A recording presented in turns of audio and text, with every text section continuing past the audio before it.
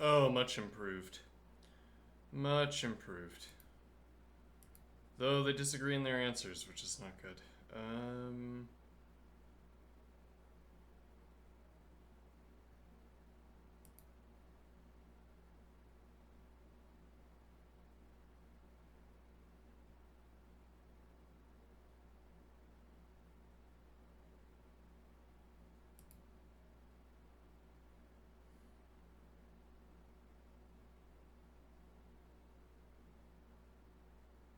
Right, the answers are complements of each other because I have inverted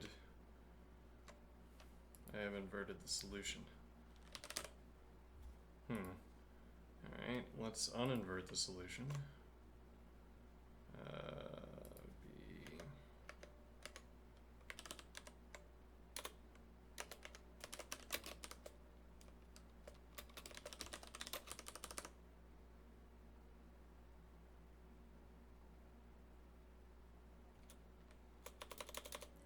Yeah, this is a confusing way of stacking it as well.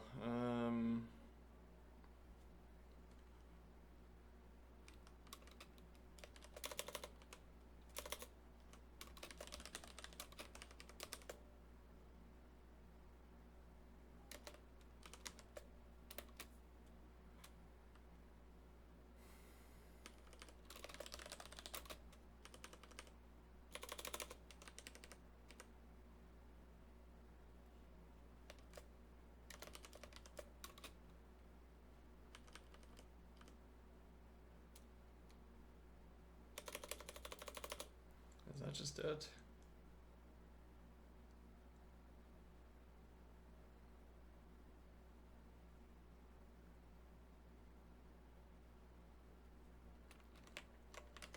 So what is this asking exactly?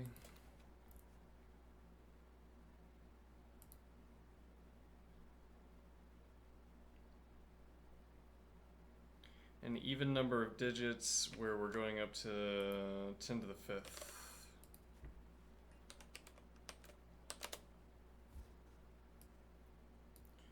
100,000. Alright, what is... It could be 100,000.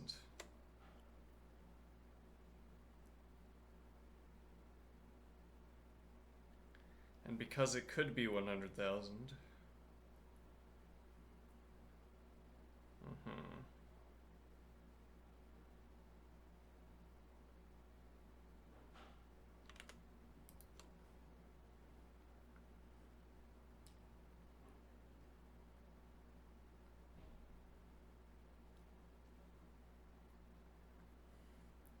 So this would be 4 digits.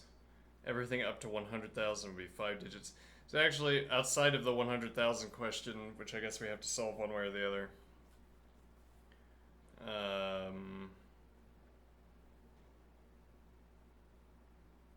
this was not an efficient way of doing things. With an OR check, you have to check every one of them. In this case, we've added in an entire additional check that is not needed. Well, so I say it's not needed. Yeah, well, we're gonna have to do an if check to... Yeah, this is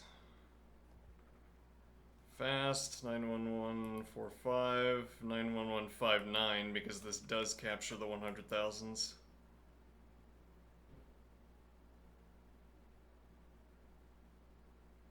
No, this doesn't capture the 100,000s.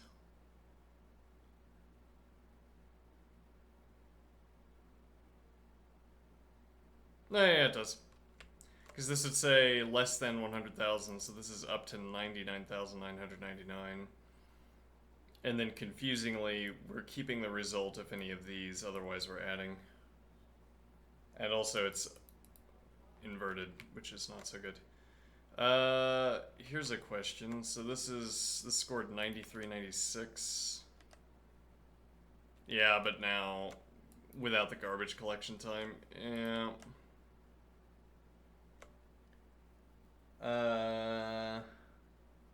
Do I get anything if I write this out as plain lambda instead?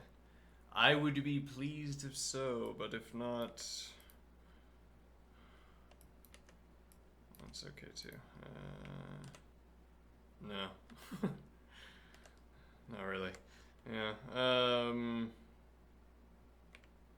Curious is that this has an entire additional check.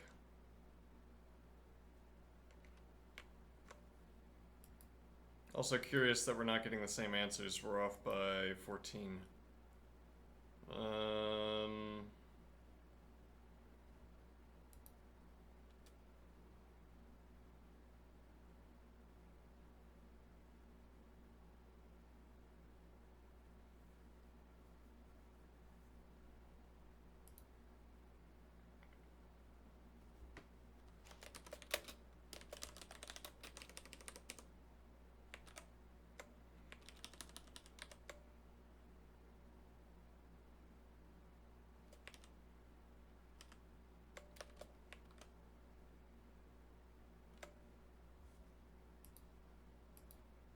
And it wasn't because of equals 100,000 either.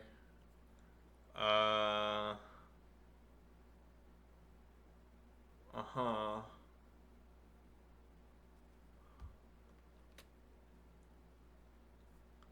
What?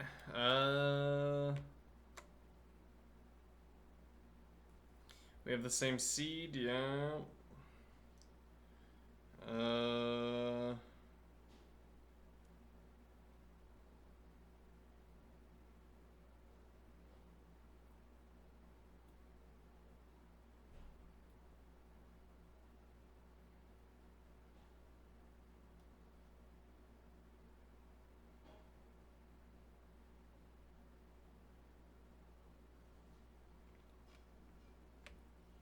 What would make this produce a different answer?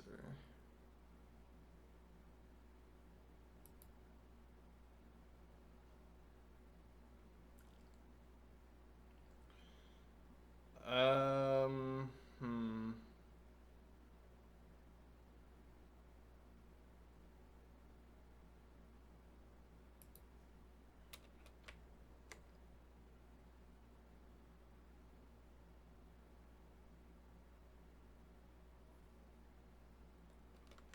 We could take list generator and run filters.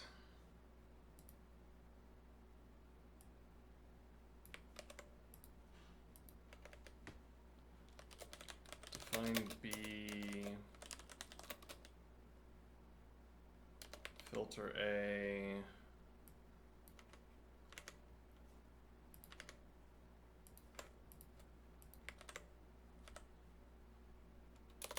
Oh wait, filter map.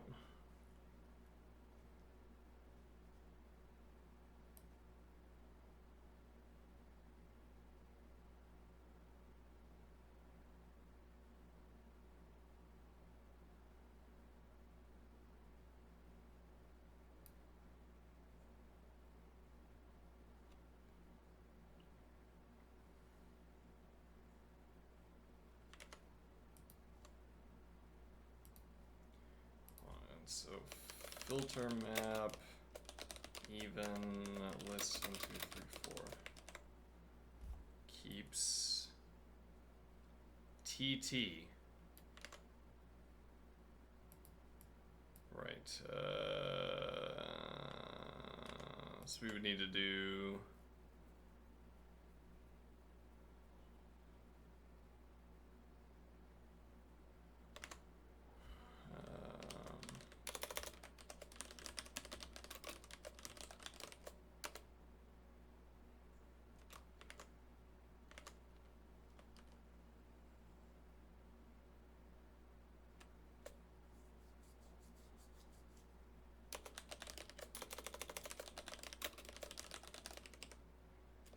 see what that does. Okay.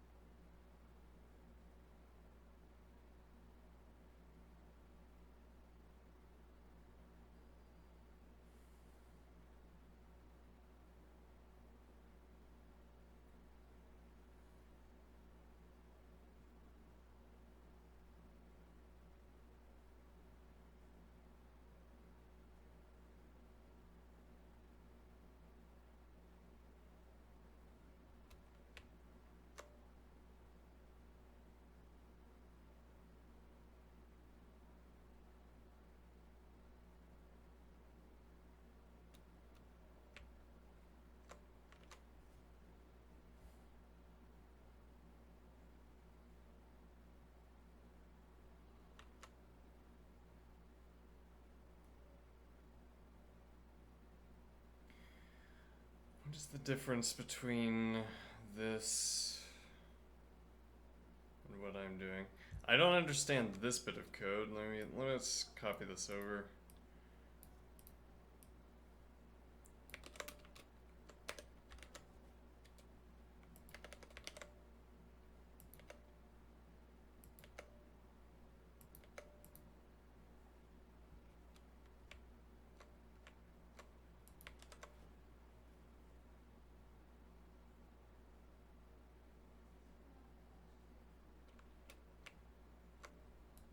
This is... I mean, I have an idea of what this does, but then I have no idea why you would put this in the code. So you take apps of x and you get a number back, then you'd get true. Okay. I should get the same output.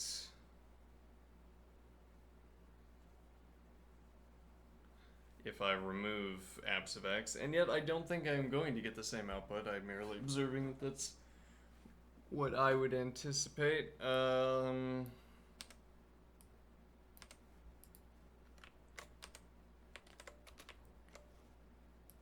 Yeah, now you get true and true.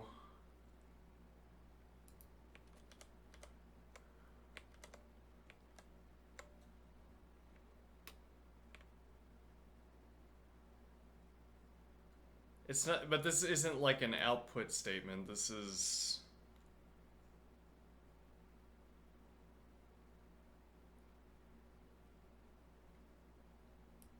if I put just apps of x...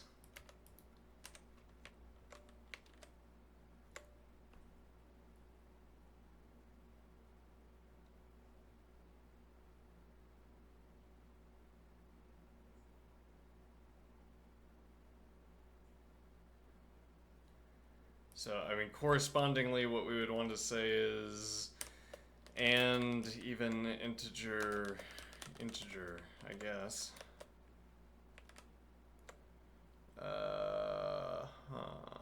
Okay, that's weird. No idea what the syntax, why the syntax would work that way.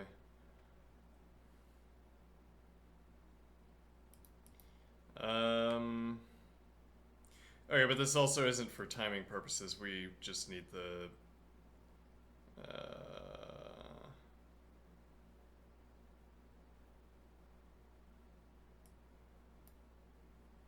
So actually what we could do here is use sets. Yeah.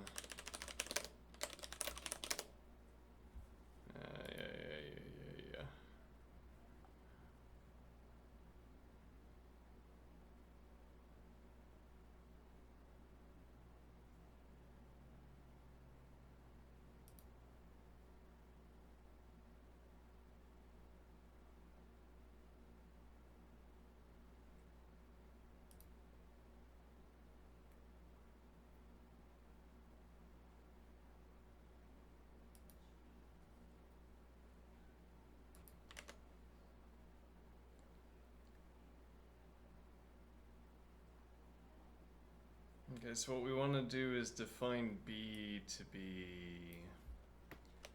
mutable set,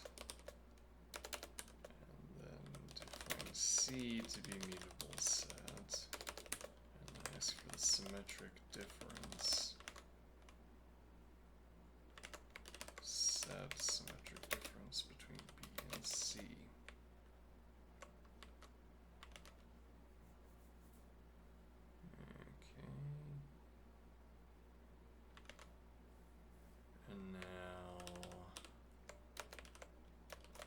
For each,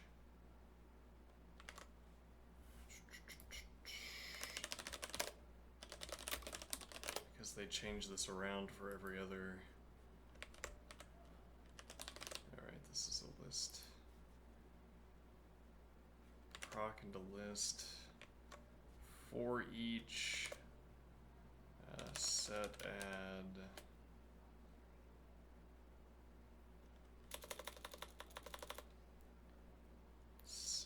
If or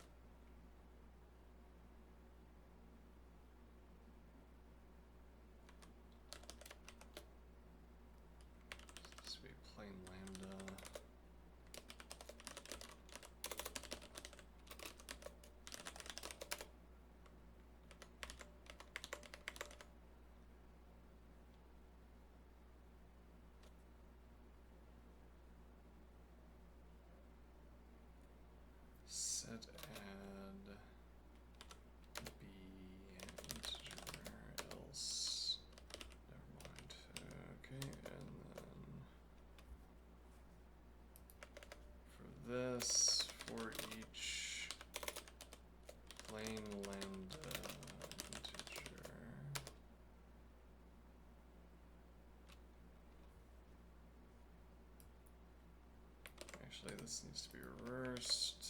Okay. And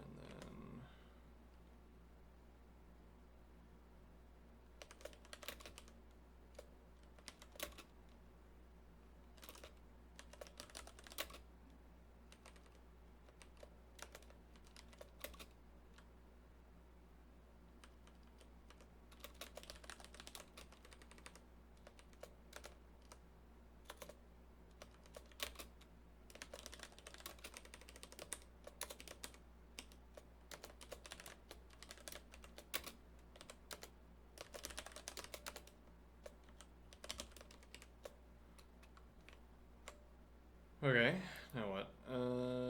Go.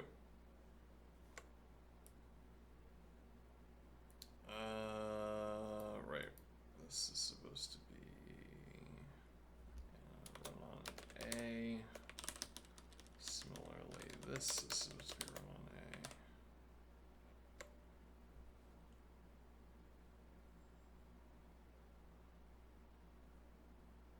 A. Uh-huh.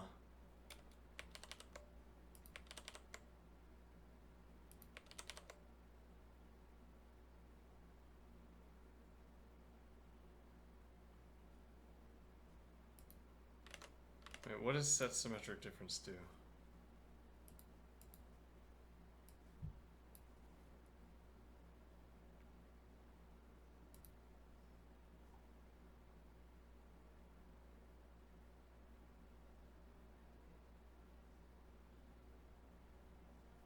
So now if I ask for B, nope. Now if I ask for C, nope.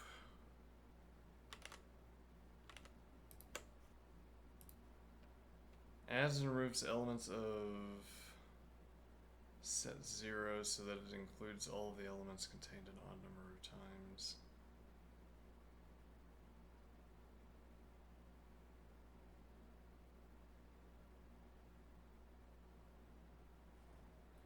Is there something more straightforward, I guess, like set subtract? Yes, let's see. Set subtract.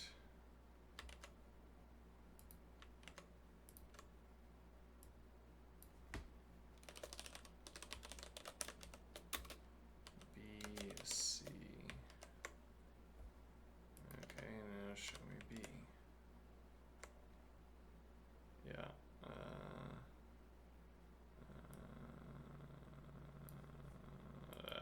I'm not keeping track of what this is doing. So when we run the B program, so B with these three cons, or these three checks,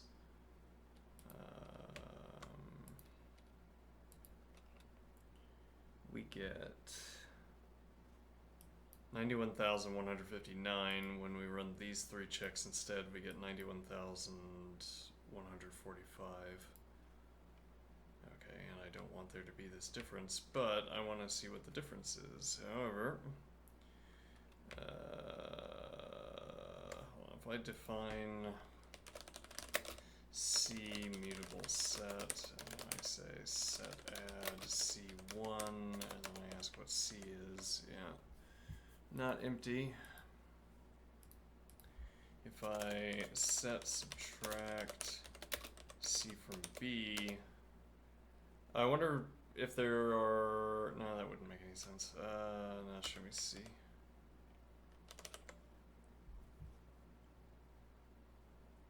Oh, because we've just, yeah,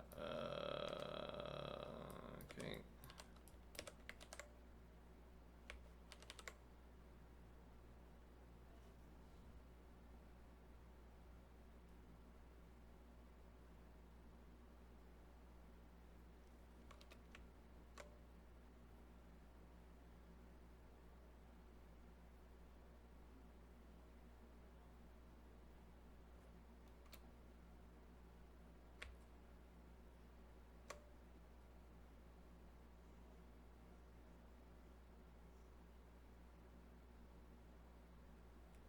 I'm not getting this. It's making me anxious. What am I not seeing here?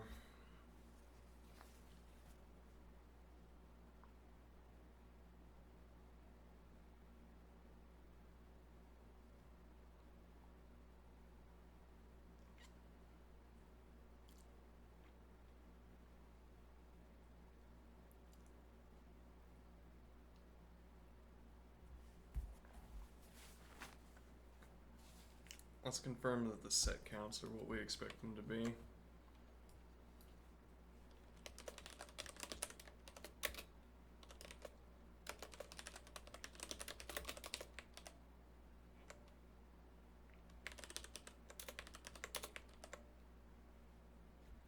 They are not. What?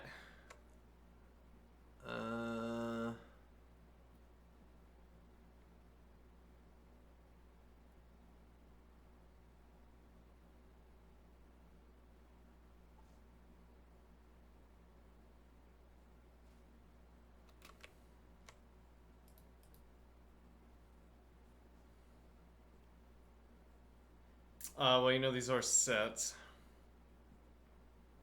Okay, but then we shouldn't have nearly 100,000 for C, right? There's sets, yeah, so this actually wouldn't be a good... Yeah, but I mean, the rule that allows some elements into the set and not others is going to constrain... let's see, the rule that allows some elements into the set and not others.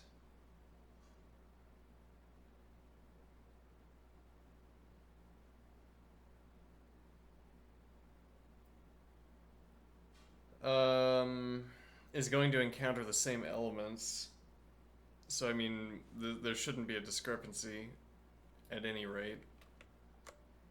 Though then, well, rather, I should say, the discrepancy between these two outputs, where we have 91159 and 91145, should not arise from the set structure.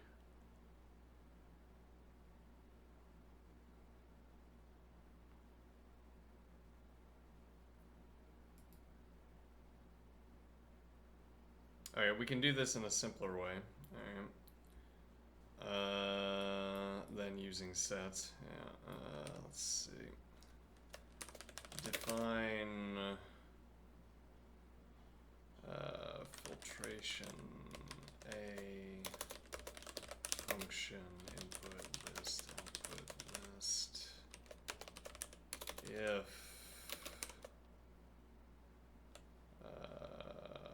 or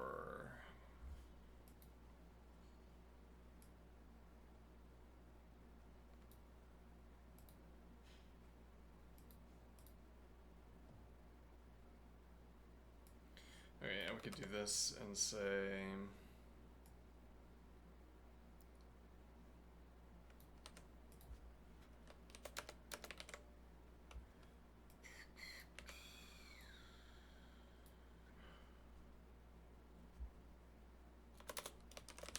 const integer on the result starting from null and operating on input list. Okay. Now define B filtration A function. We'll say filtration B, shall we? Alright, filtration B running on A. Define, now, so we need, yeah, define, well, so this will similarly be expressible as a fold argument, or fold procedure, rather. Define filtration B function list. Instead of count, fold L result.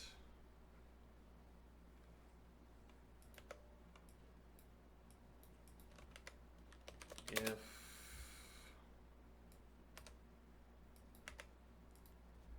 then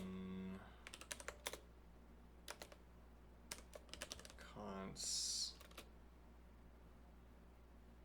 integer under result, otherwise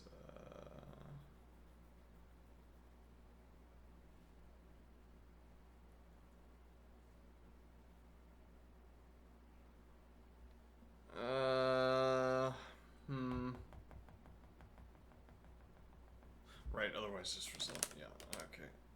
Let's see. This is running A.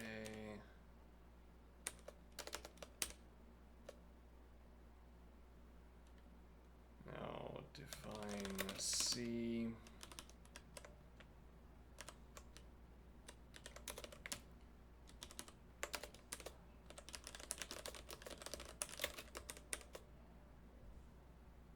Rather, this is running on input list. Alright, now... Well, we've given ourselves lists. Why did we want to have lists? Yeah.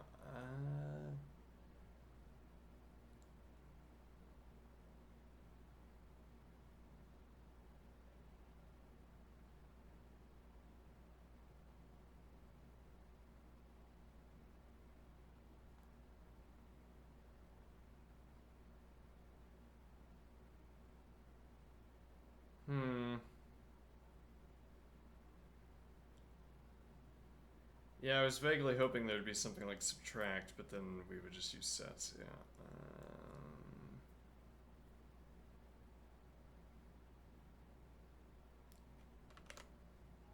How do we find out what the difference is supposed to be?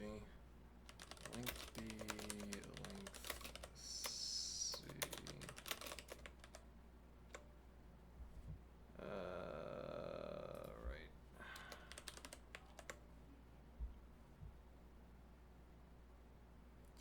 Now we're doing it again. Hold on. This should be...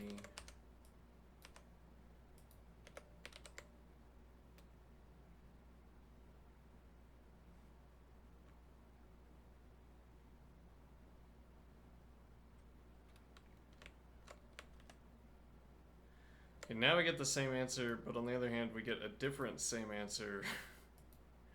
We get a different answer from either of the two that we got here.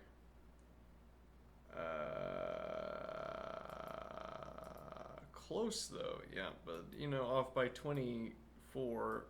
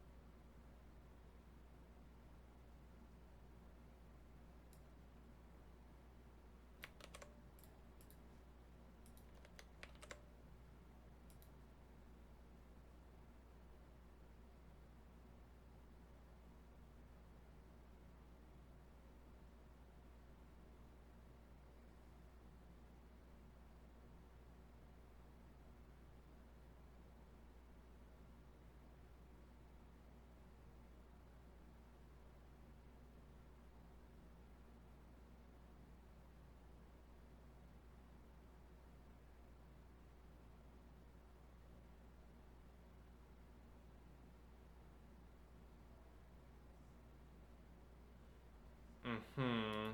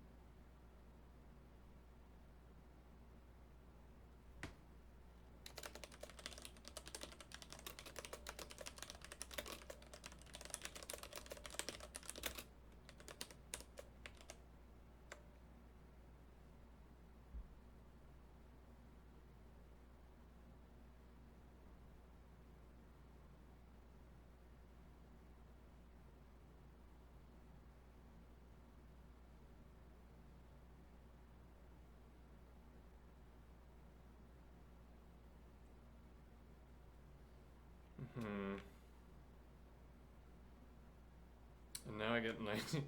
Now I get 91,076. Oh, well now we don't have, hold on. I see. We didn't copy over. Yeah, let's clear out all of these tabs. We didn't copy over the random seed, so okay, but we did have a valid test where we had the random seed 5. We didn't need to clear out that one. Now we keep the same random seed. And the only difference we make is that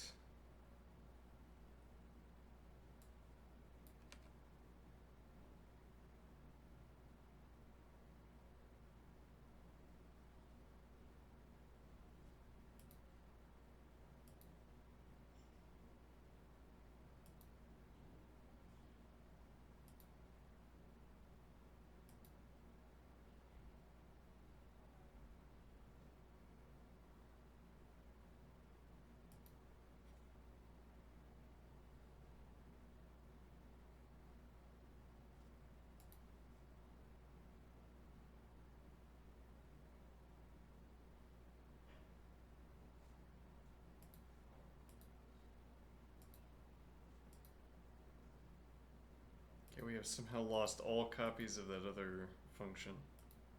Oh.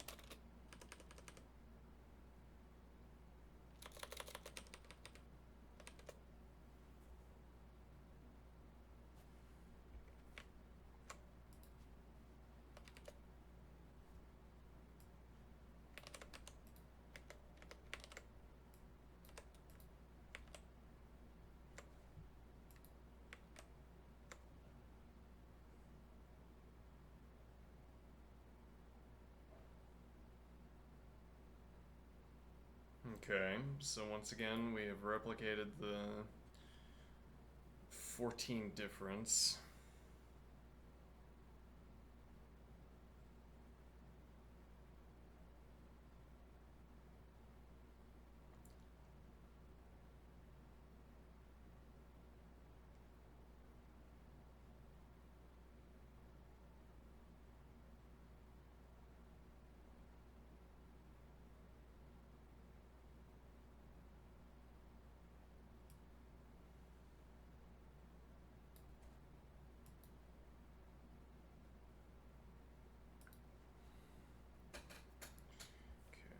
So now I want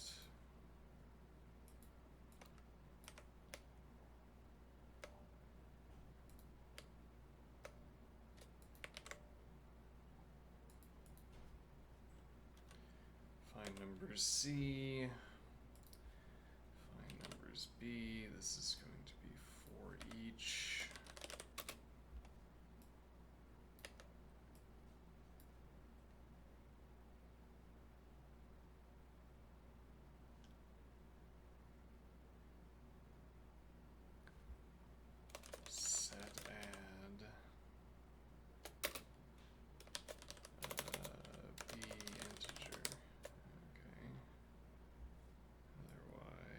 Never mind.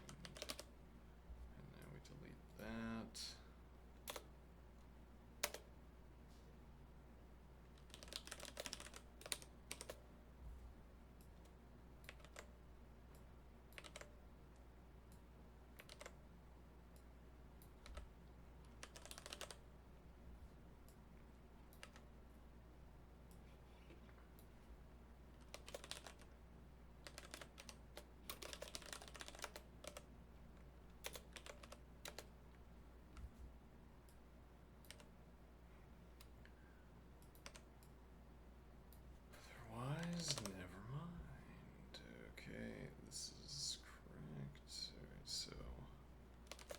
define B mutable set, C mutable set.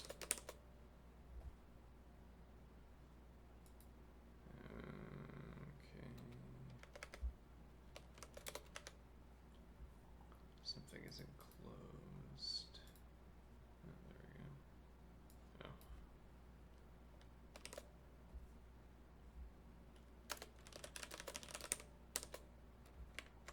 Okay. Now find numbers B on A.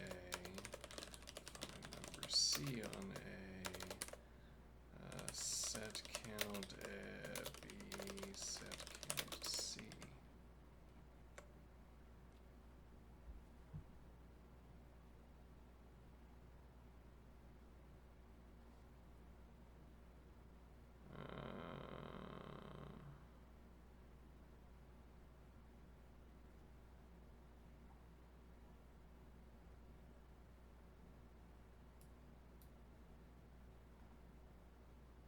Oh.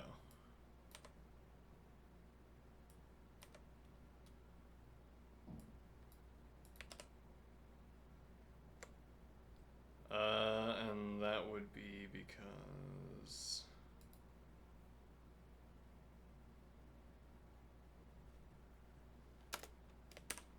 equals integer 1,000.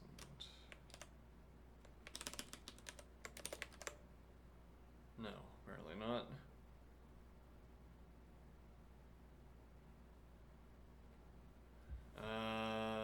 So let's see. C has the additional elements, so let's see.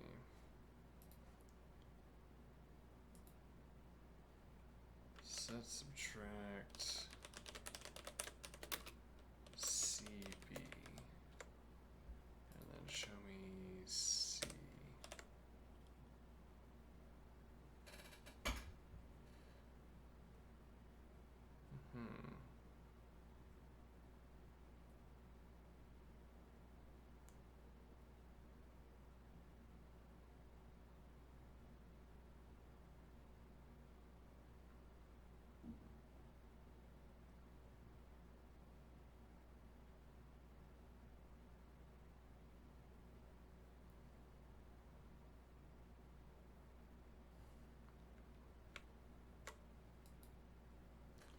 Less than 0 integer.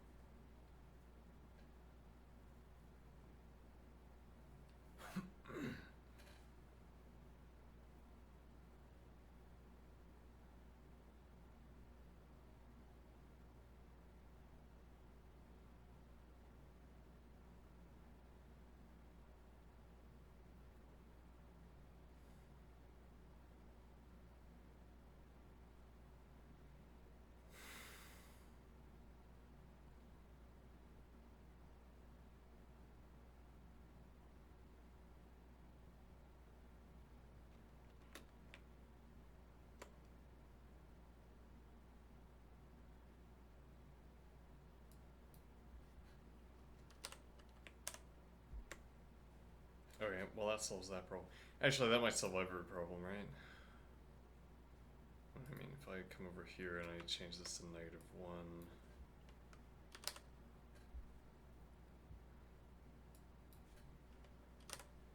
Well, that's not where we'd want to do that.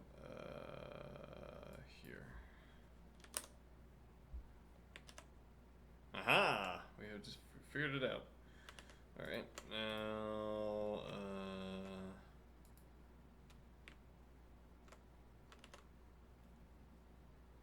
okay.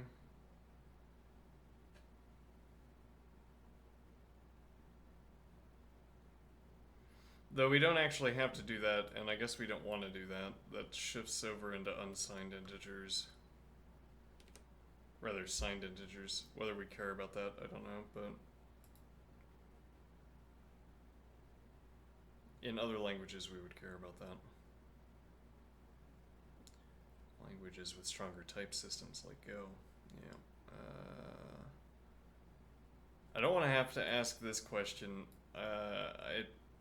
What a bothersome point.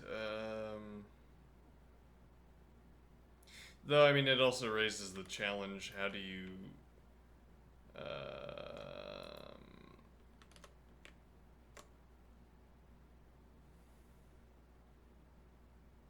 yeah, well, when you define it negatively, and you're saying exclude these numbers, which you can do with fold, then the 100,000 case takes care of itself. Because it falls under the else. But with a count, rather with a positive attribution. So let's just get back the plain procedure that we would have. For some reason all this tab switching is making me anxious.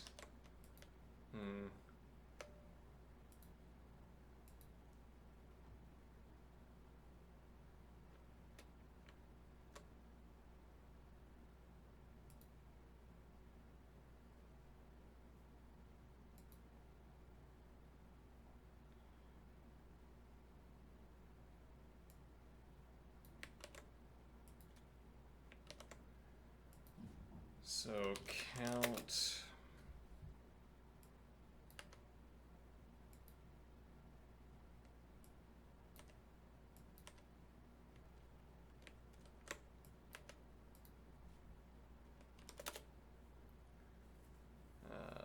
on input list.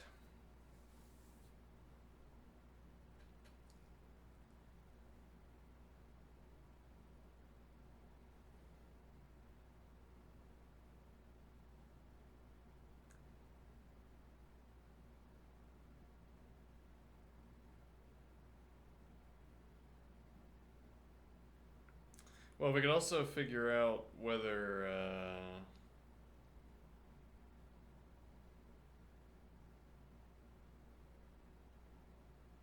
we could also use this as an opportunity to test whether negation slows things down like we expect it to. Let me see here.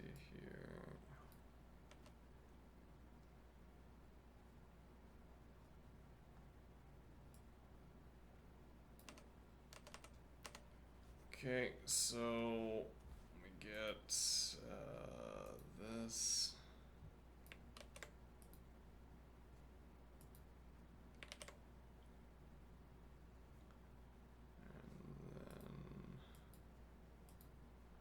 I don't yet have a solution for that third check that I don't want to perform to handle a single edge case.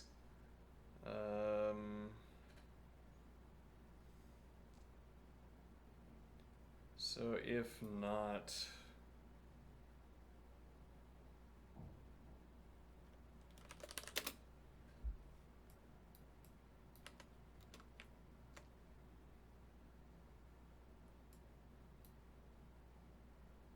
Why do I keep putting this stack in upside down?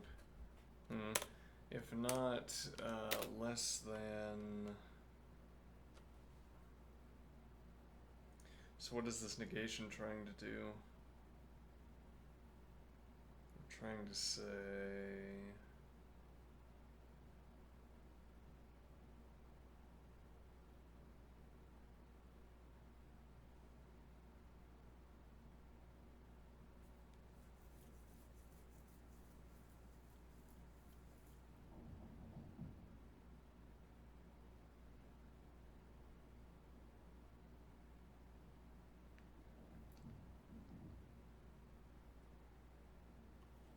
Well, so we don't need fold L, we can do this as count if we prefer.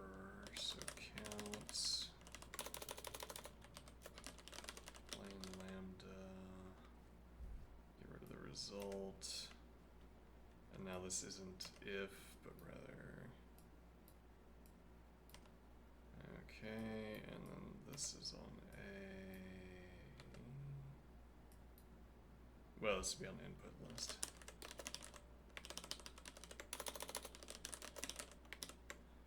Okay, now or less than, and we're trying to say between.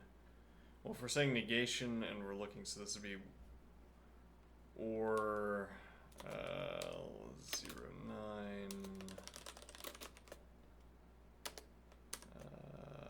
between.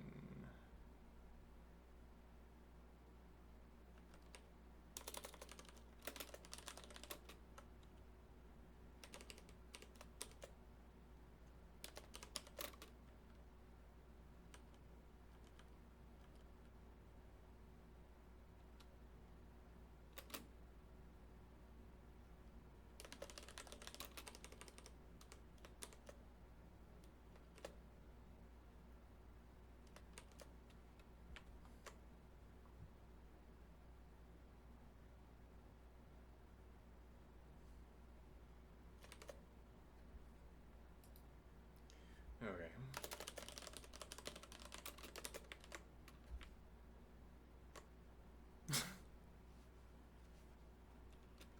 And now it's this. Wait, do we have this? Yeah, we have random seed. Okay, so somehow there's an additional. Why though? But why?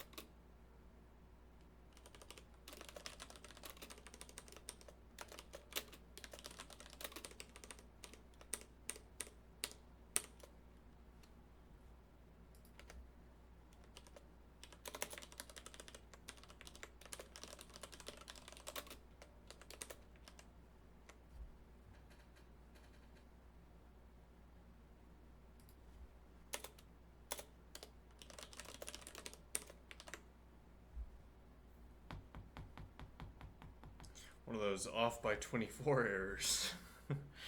One of those off by 24 errors.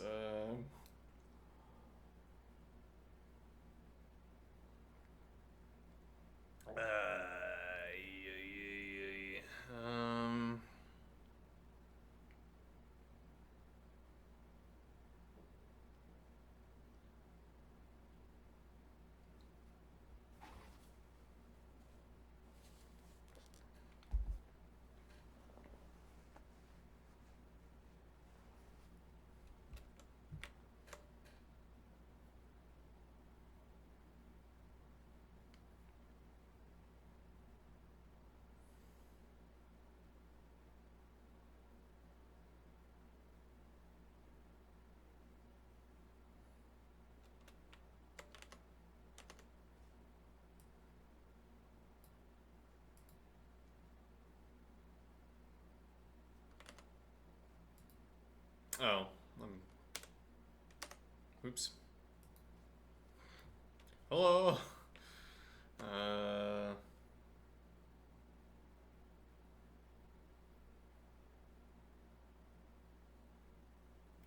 Hopefully I wasn't picking my nose the whole time. I don't recall. Let's see.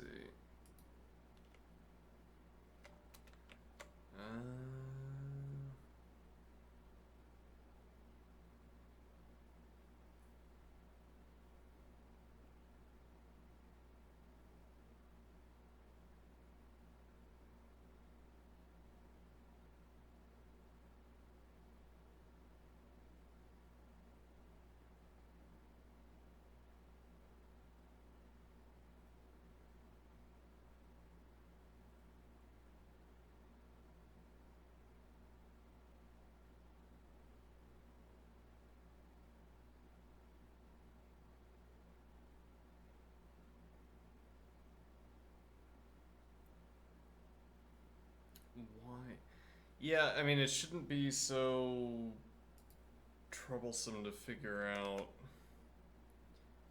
the symmetric difference, I'm thinking. Define B mutable set. Define C mutable set. Or the difference, rather. Okay, so now we're gonna have. Let's see.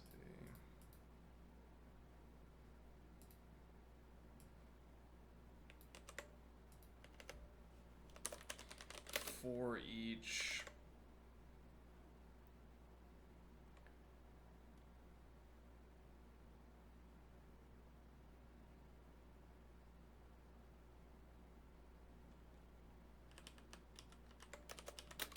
If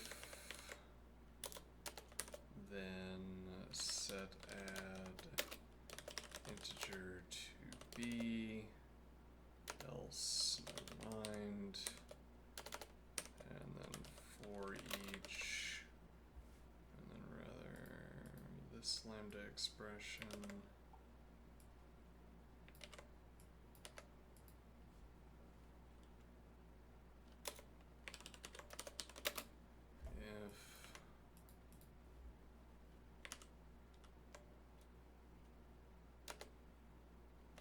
Set add integer to C, otherwise mind. That needs to operate on A, and that also needs to operate on A. Alright.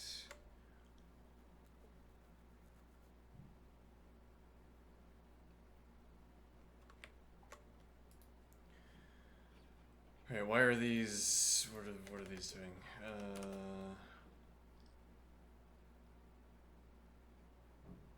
So set subtract B.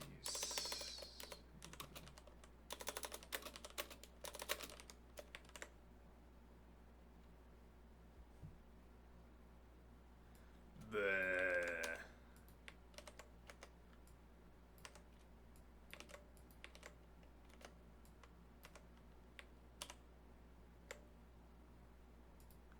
Show me B.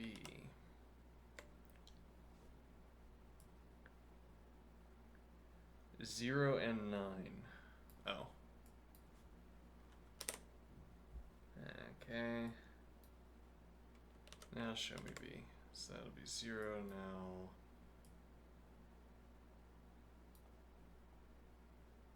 Also change that to 10. And then the remainder of the difference is due to negative, or due to counting 0, which wouldn't matter in the context of the operation. Okay, so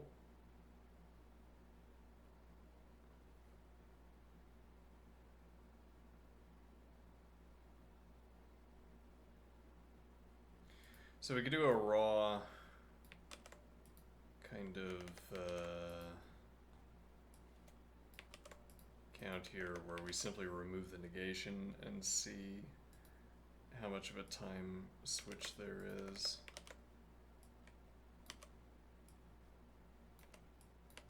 Which isn't counting the same thing, admittedly.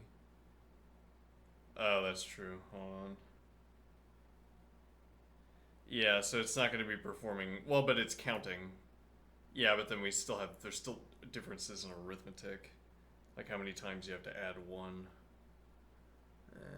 And it's a wide difference too. It's 10 to 1 or 9 to 1. Okay, so okay, well then we can do this as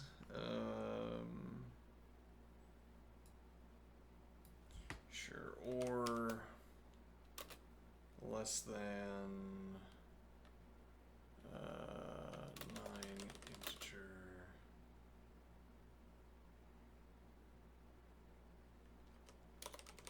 100 less than 999 integer 10,000 or equals sure, okay.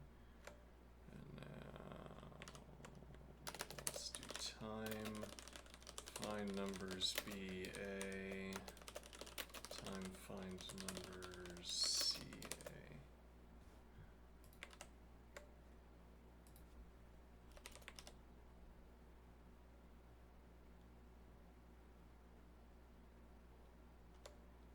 Aha, well, that's interesting, isn't it?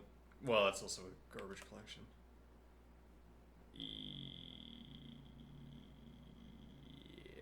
but it's still much faster even without garbage collection.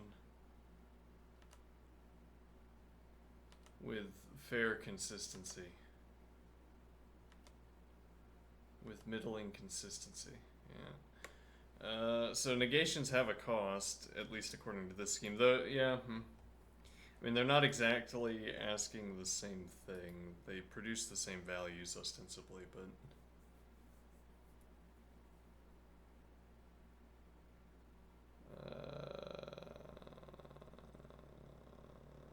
okay.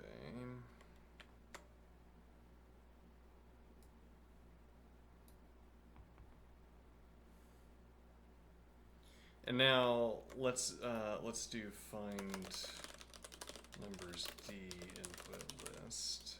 Okay. Out of curiosity, count, and now we're gonna have the same code here, except that we're going to remove this equals 100,000 clause. Okay, now we're not gonna run this one. Instead, we're gonna run time find numbers DA.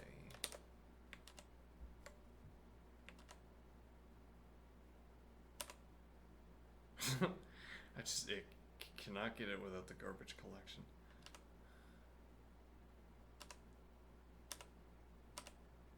There we go.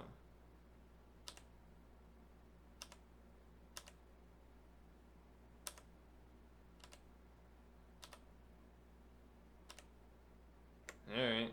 I mean, we have to have it because they're going to put in that edge case, so...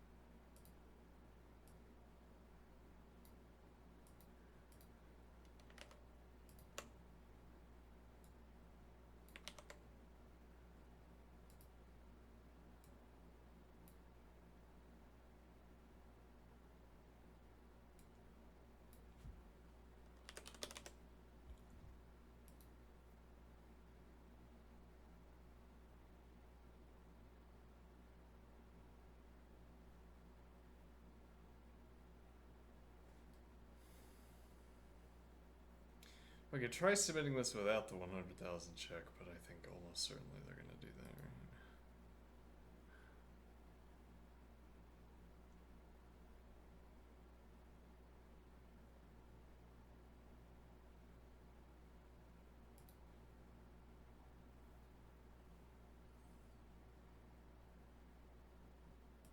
My previous solution had 101.54. This is 101.2.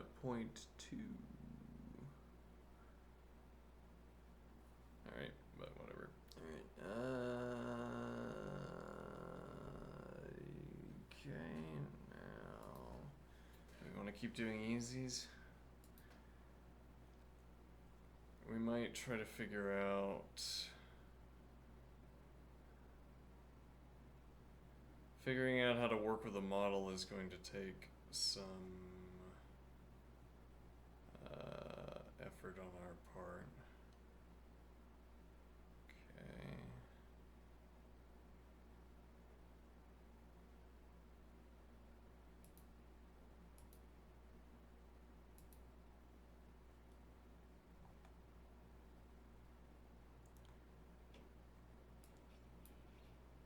So let's work through some easies and see how to incorporate the interlocutor into a practice of coding. Okay.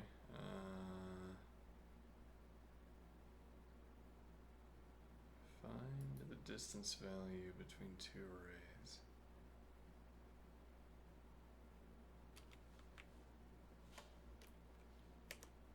Given two integer arrays R1 and R2 and the integer D, return the distance value between the two arrays. The distance value is defined as the number of elements R1I such that there is not any element R2J where the absolute value of the difference between these two numbers is less than D.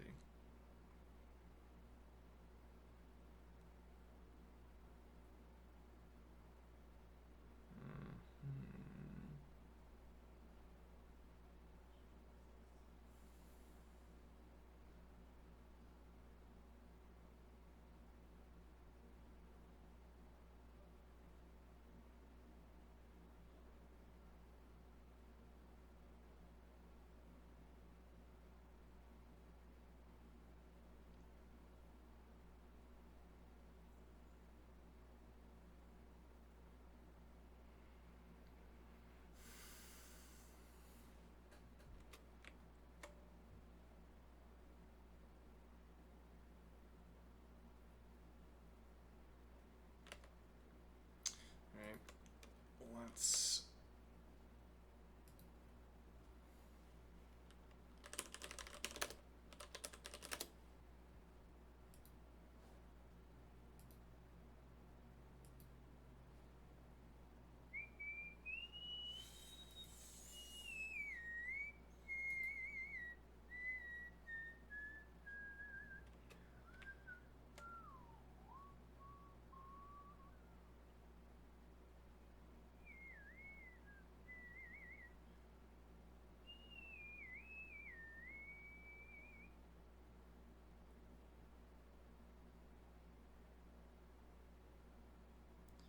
or we could start learning lean.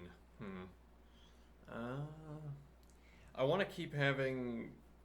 I want to keep up my engagement with Racket, not so much because I'm so fond of Racket, but because it's our current access to. We only have access to difficult problems through Racket. I don't know how long. Well, we could ask. How do? Actually, this is probably more of a problem for you. I'm thinking. I'm thinking. The thought strikes me anyway. I'm not sure how fond I am of this idea, but I mean, my optional expenses are basically nothing. I don't eat avocados.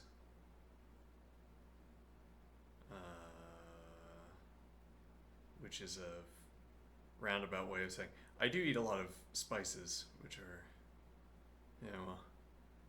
my point is, my entertainment budget per month is 0. You count the internet bill, whatever. Now, what is my point? My optional expenses per month are, if not literally 0, quite low. Could be that I start subscribing for things. Okay, so for instance, we could set up. Yeah, is that actually going to improve on Jim?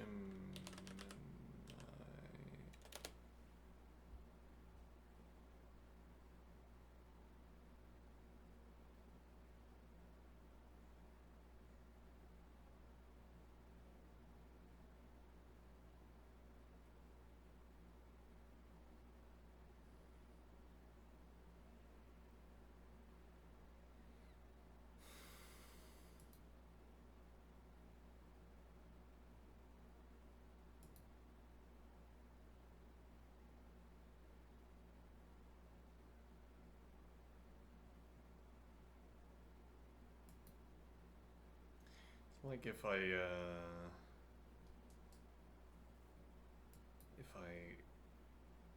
subscribed, would my searches be better? If I subscribe to Gemini, will I lose everything?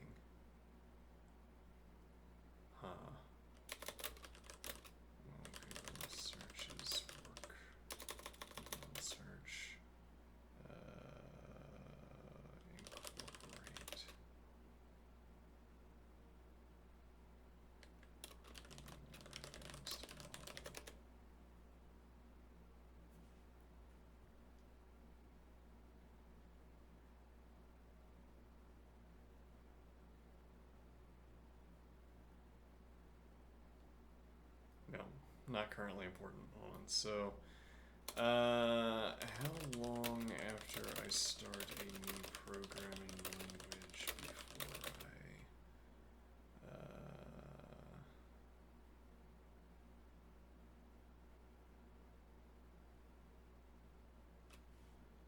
how long does it take?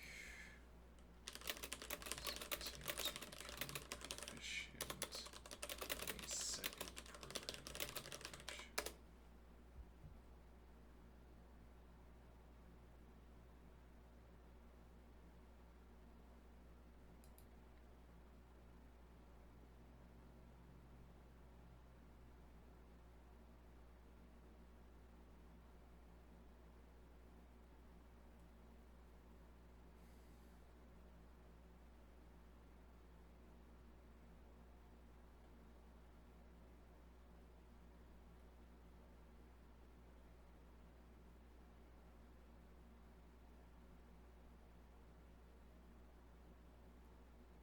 Oh, a couple of weeks. I like this answer. It says 2 weeks. That's better than 3 months.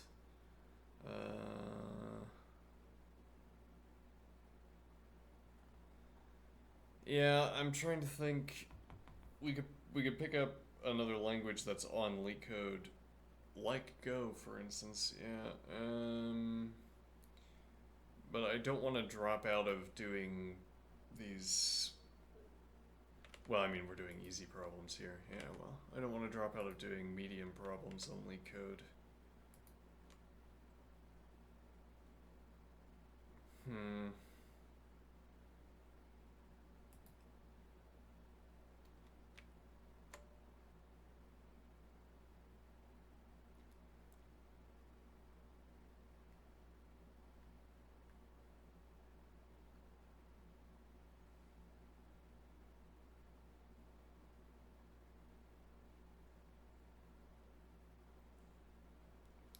How do I ask a question that is not simply attempt to solve this problem for me?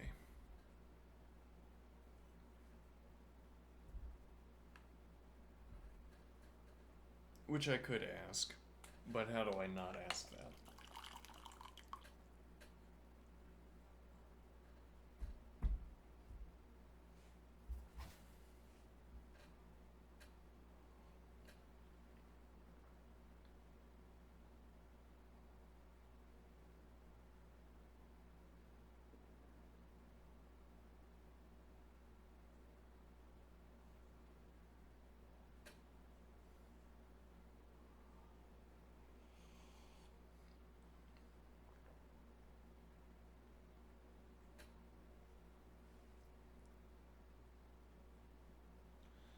So it seems like what this is asking is that we identify the min and the max values for array 2.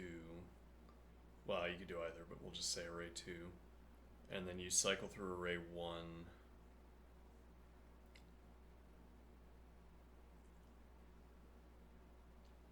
Okay, and you cycle through array 1.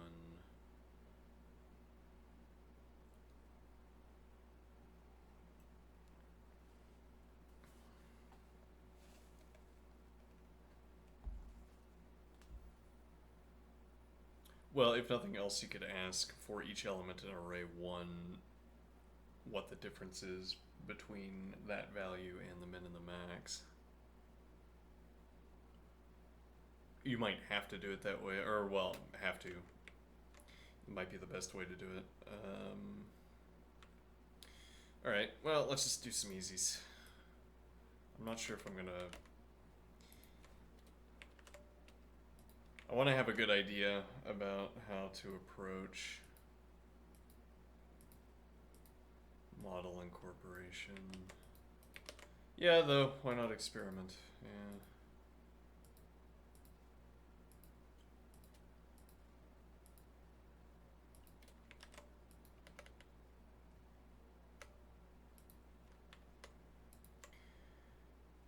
We could also ask some of these efficiency related questions with more specificity, perhaps, or dig into some of these questions.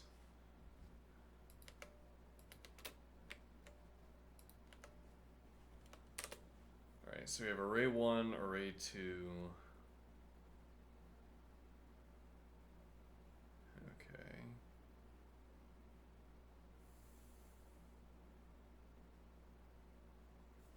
Now let's look at comprehension. Racket comprehension.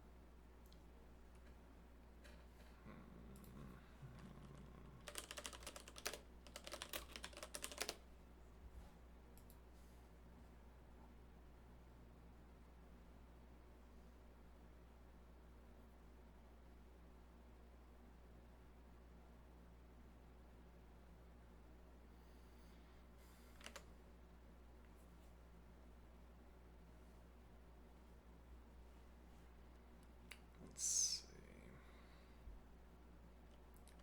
Define min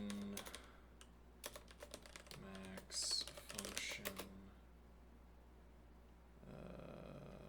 Max function input vector integer min integer max integer position.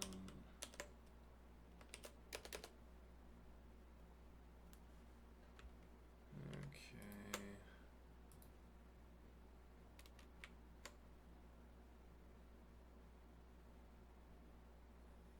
Negative 1001 or 1001. Let's see. Cond. Actually, yeah, okay. Cond less than vector. Let me see. Rather, less than min integer vector ref input vector integer max integer. Oops. Position max integer. Yeah, that's not what you want to do, right? Because that does 2 comparisons and then we have to do the next comparisons. So rather, we want to choose one of our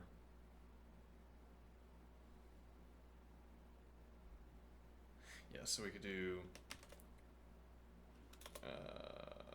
let's see, greater than vector ref vector integer. Let's copy that. Position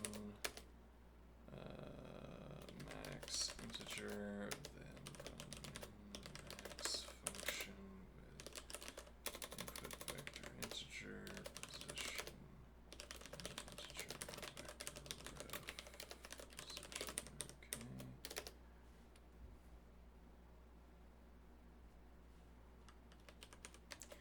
Greater than vector vcont vector ref position min integer, then min max function position integer max integer.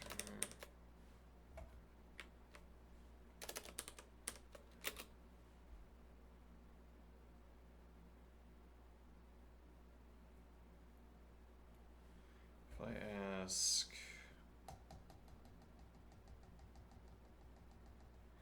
yeah, we could do nan.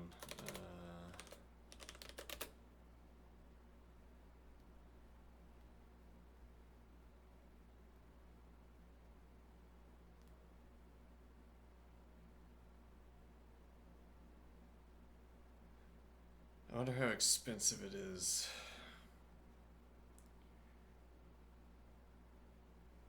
We could ask.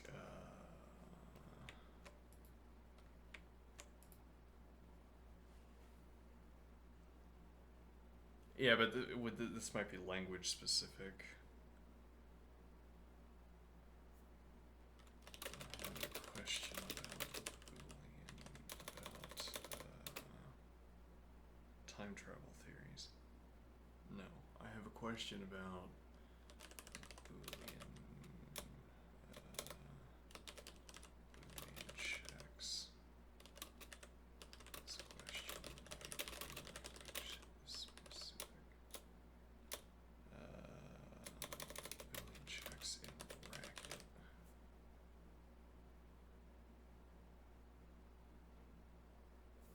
Actually, what we can ask about string doping. I don't know that we're gonna get a better answer than out of just Googling, but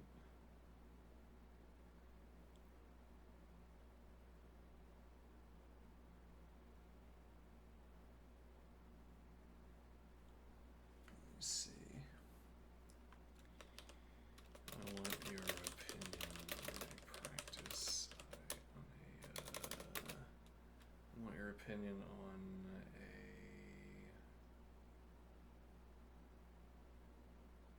technique.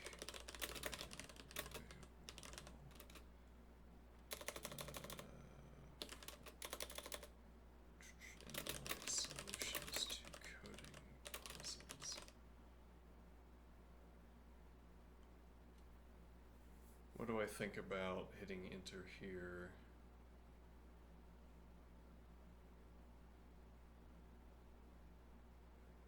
Or should I think I'll continue. When I am working with vectors,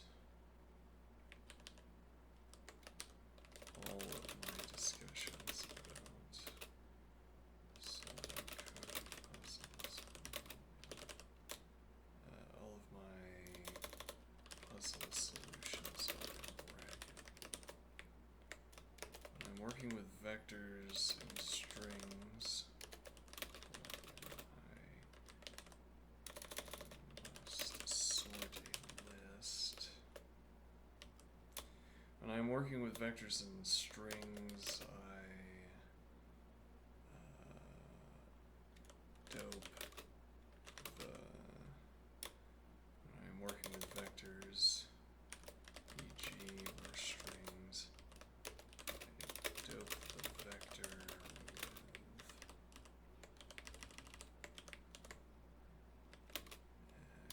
an element in 0 position.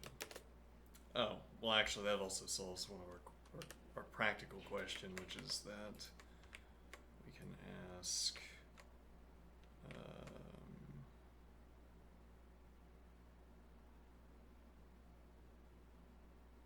oh, these aren't actually vectors, these are going to be lists. Alright.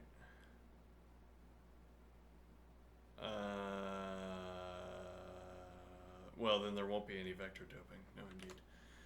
I dope the vector with an element in the 0 position. This doped element. I choose this doped element so that choose this doped element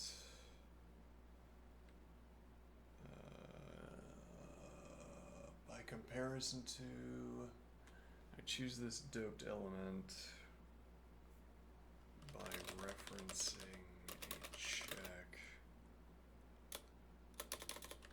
Boolean checks. Procedure still root. I choose this doped element by referencing Boolean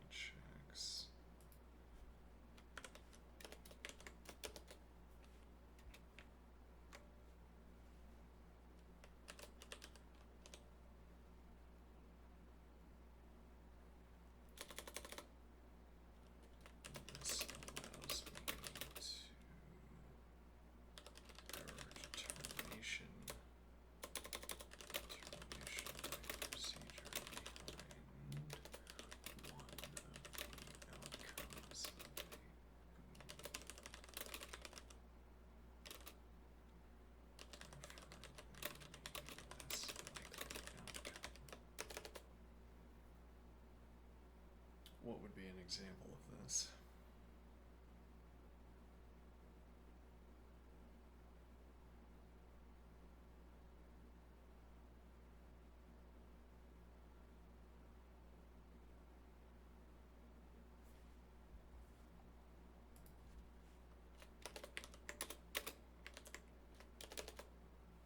So it allows me to guard the termination of a procedure behind one of the outcomes of a Boolean check, preferably the less likely outcome.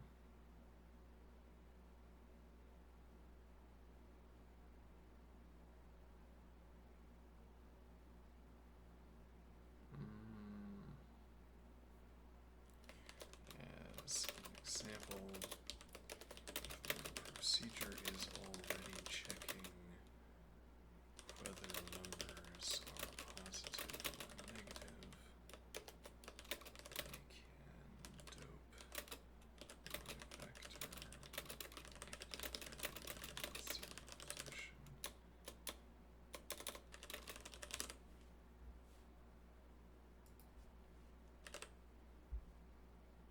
Oh, let's see.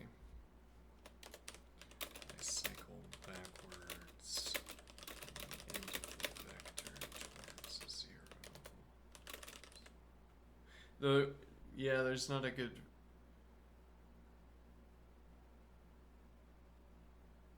There's not a good reason to do that if you are going to dope the vector. It's just a matter of habit at this point. I cycle backwards from the end of the vector towards 0.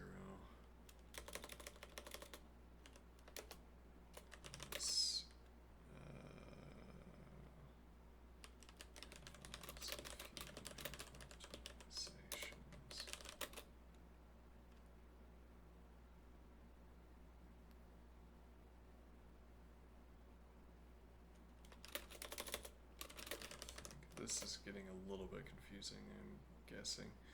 When I am working with vectors, e.g. or strings, I dope the vector with an element in the 0th position. I cycle backwards the vector towards 0. This provides a few minor optimizations, I think.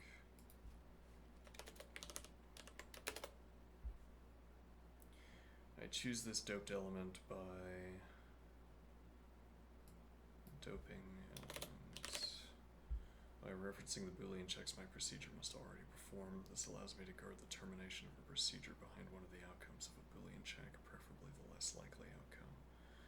As an example, if my procedure is already checking whether numbers are positive or negative, I can dope my vector with a negative value in the 0th position.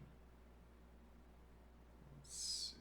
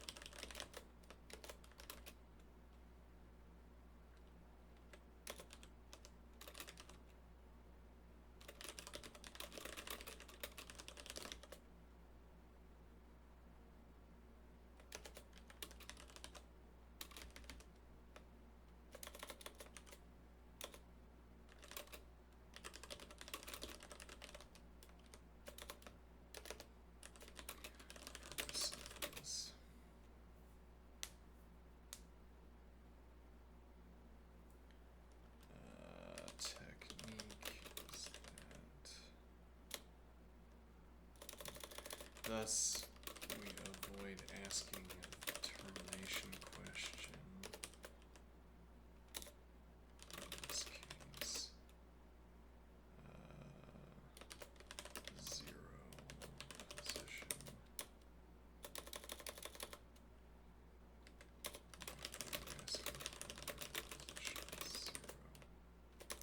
Thus, we avoid asking the termination question in any case where the number is positive. If the number is negative, we must ask the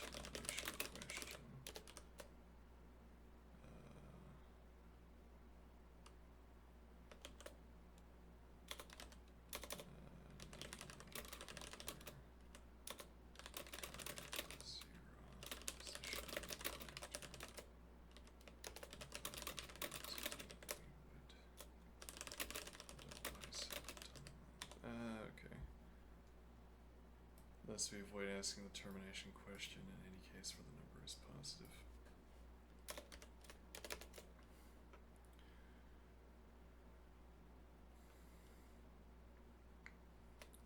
Is this a reasonable, rather,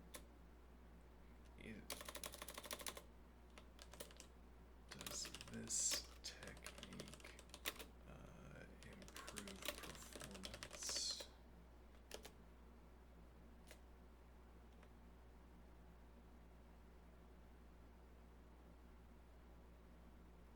Seemingly, we shave off this question. This,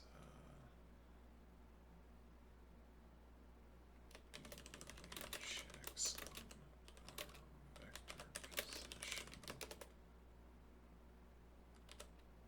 I don't know anything about assembly compilation yet.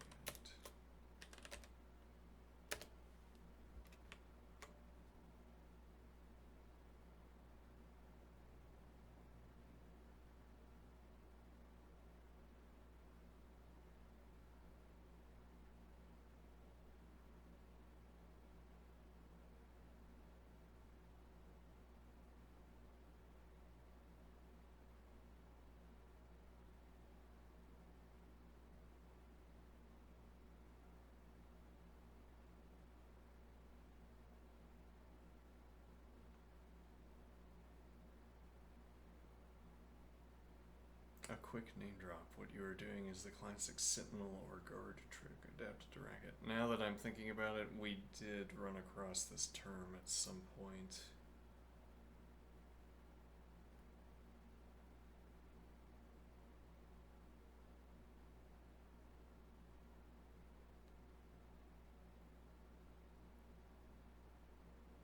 Indeed.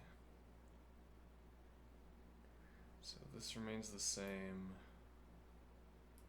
Bound/index test, we never perform that.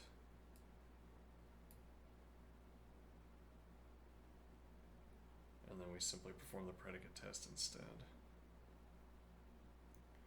So in the idealized picture, you shave off one branch per iteration, the explicit are we at index 0 test. In old C textbooks, this was worth it because a branch was several cycles and the code was otherwise 1 or 2 instructions. I see.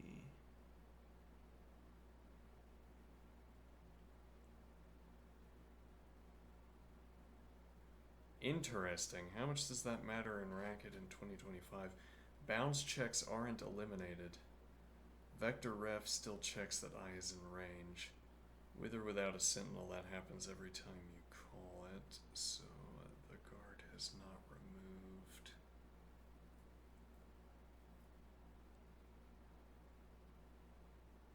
Has not removed that cost. Jet hoisting. Jet. Just-in-time hoisting and loop fusion. Typed Racket and Racket's JIT can often hoist the index comparison out of the loop anyway when you write something like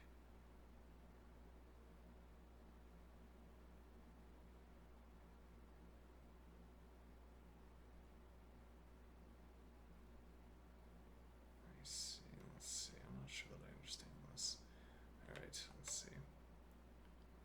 Typed Racket and Racket's JIT can often hoist the index comparison out of the loop anyway when you write something like for I in range vector length.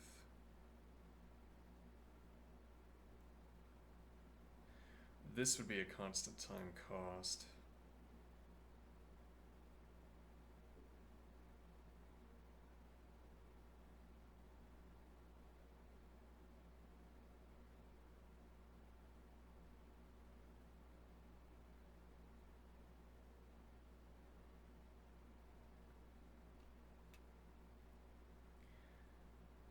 I'm not sure what this syntax is.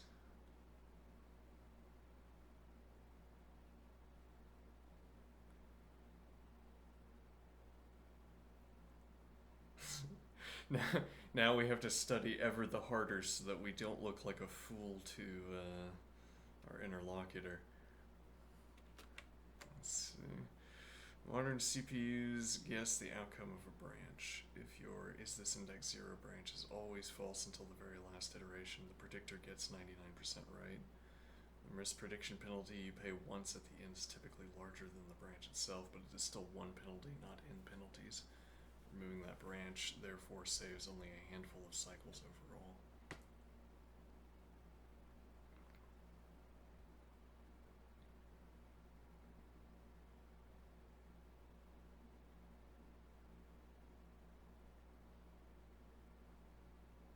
Yeah, you allocate extra memory, traffic, and shifting costs. You allocate a vector that is one element longer. You copy or construct the data shifted by one slot. For short vectors, this overhead outweighs the saved branch. For very large vectors, the copy is amortized, but the branch again becomes negligible.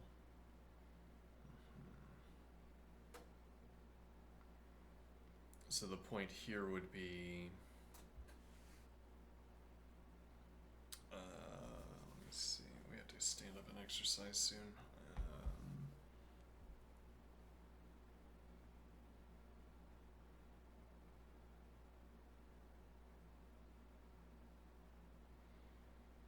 So these are the ways of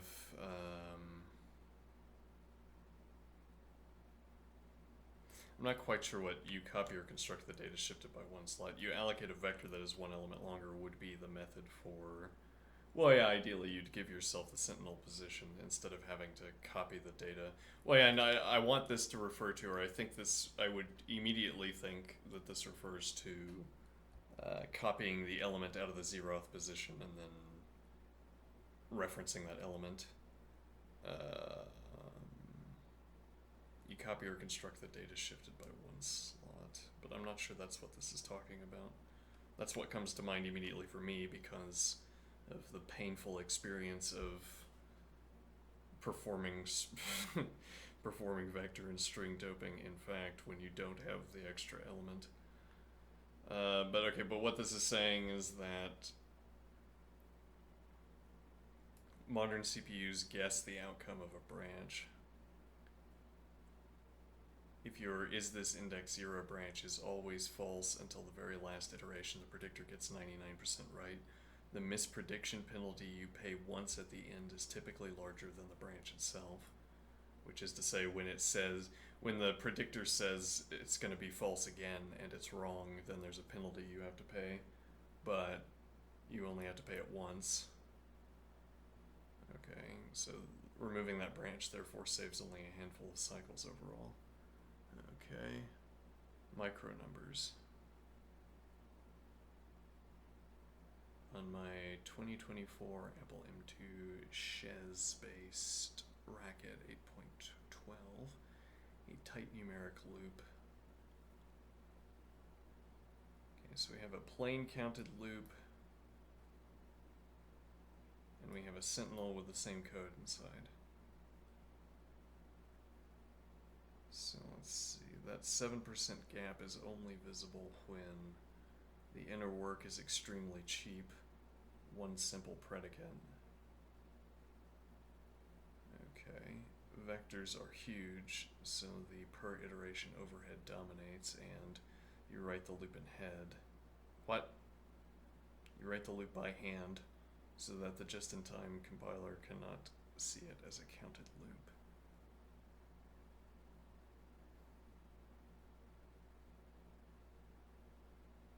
Put a second predicate, allocate, do arithmetic, call anything, and the gap vanishes in the noise. Interesting. This is already 10 to the 7, so this would be our standard allocation of, no, this would be 10 million instead of 1 million.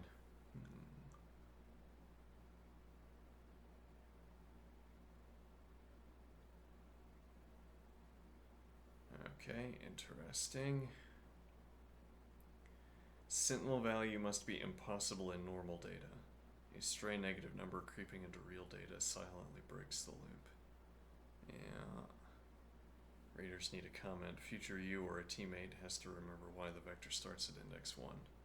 Indeed. General library functions can't use it. Any helper that assumes a normal vector has to either copy or be rewritten. Indeed, you'd have to have a firm-wide policy when the trick is worth keeping.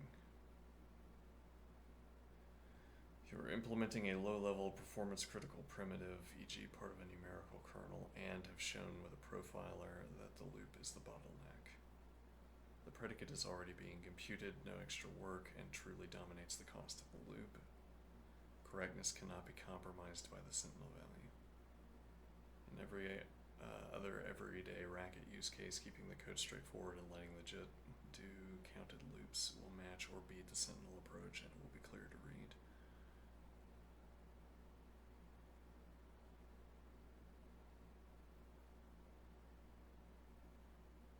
Let's see. The Sentinel trick is a neat old optimization, but in a high-level JIT optimized language, the win is tiny to non-existent while the complexity and risk are real. Write the obvious counted loop, reach for a Sentinel only when a profiler shows a hotspot that nothing else fixes. Yes, we're going to have to admit ignorance. I don't know how to use the profiler. We could ask. We can try to have it teach me to use the profiler. Alright, fine. Well, in some cases, actually, the code is aesthetically more pleasing at any rate. That doesn't mean it's easier to read. With a Sentinel value.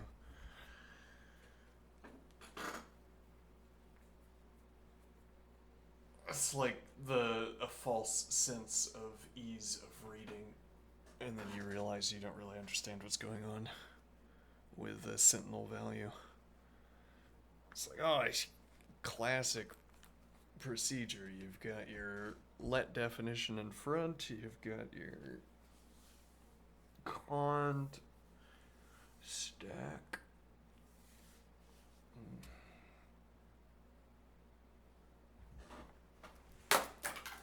Oops. Alright.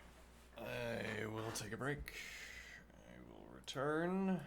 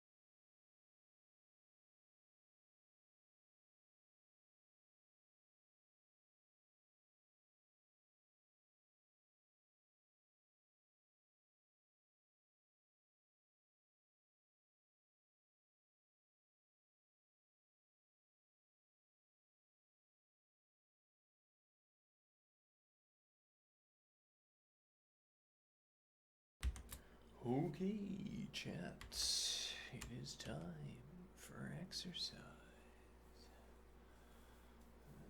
Okay.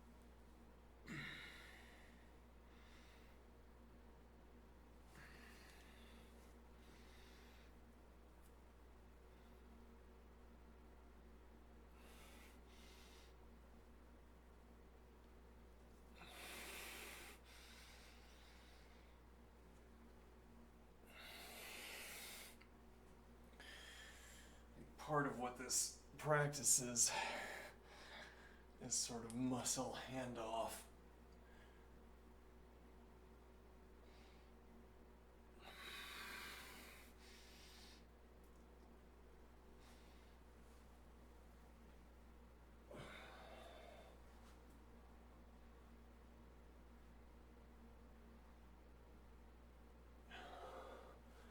How do you pass from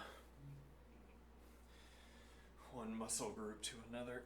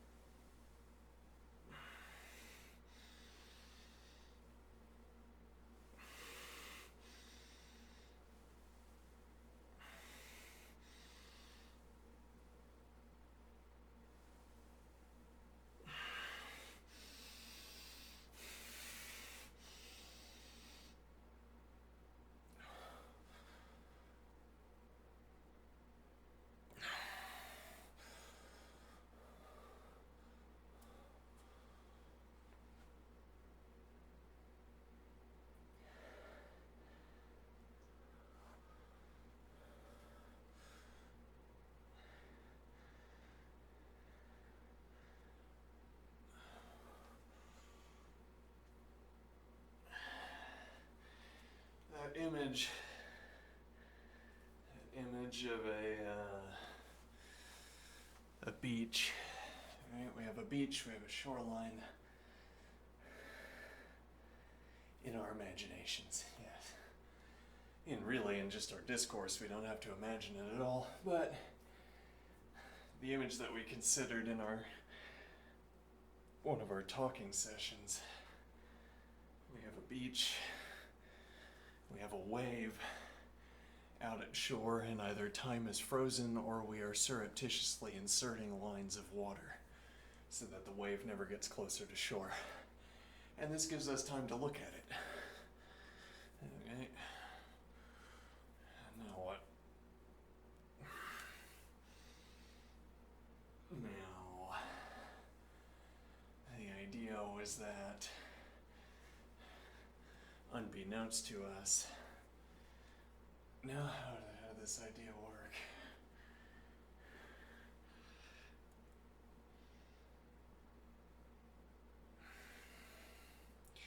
I might be mixing up more than one idea here. The idea that I want to address, the idea I want to get at here is simulating the remainder of the wave. So we present at the edge of our bounded region. We have the section of wave in front of us at either edge. We generate a wave that would be there. We generate slices of water that would be there if the wave were extending indefinitely. And so I'm thinking, there is something it is like, or not something it is like, there's the local wave, the local stretch of wave. There are constraints on the ways it can be if it is going to be the local representation of the global object. If the local wave were different, the global object would be different, but also the global wave places requirements on the local wave concerning what it can look like, what characteristics it can have. And now the idea would be that we only have to simulate the global wave one slice. As in, we don't have to simulate the global wave in its entirety. We only need exactly one slice, though we need that slice to be correct. Now, what is the idea? There's no way for the local wave to know whether it is linked up with a single slice or whether it is linked up with the remainder of the wave.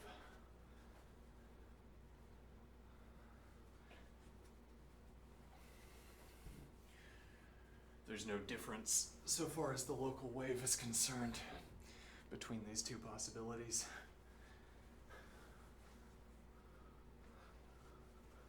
Interesting.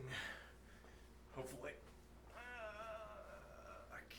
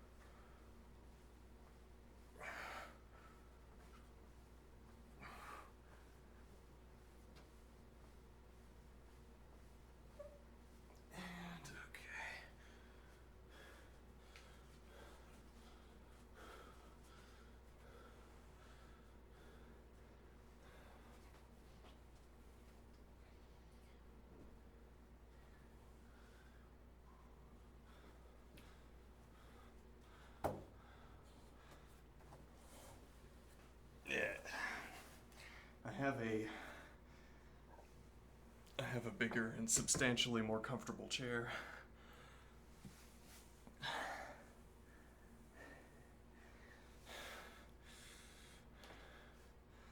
I roll it out of the way for most of the day.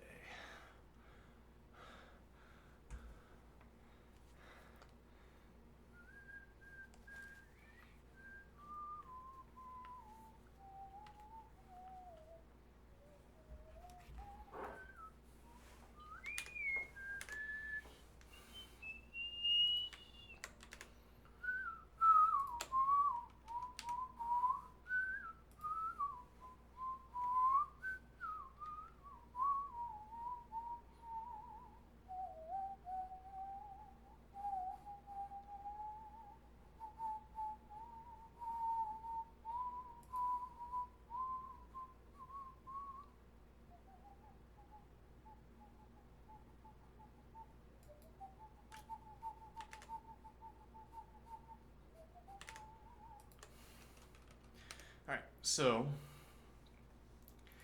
this will instead be min-max.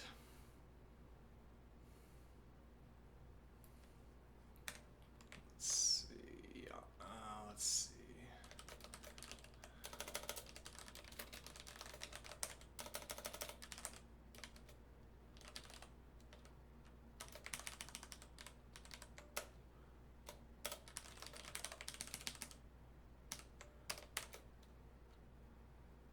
Yeah, I mean, I still like the idea of working through the little typer and learning that language with the interlocutor, though the interlocutor would have to learn that on the go and would have to keep all of that in context, as opposed to having learned it from sources like with Lean or any standard programming language. Well, then we'd be in the same boat, I guess, but yes, well, I don't want to be in the same boat. I want to be in a boat that is being pulled by a different boat. Let's see. Null input list, then don't know yet. Alright, now otherwise, let's see. Greater than car input list value, max integer.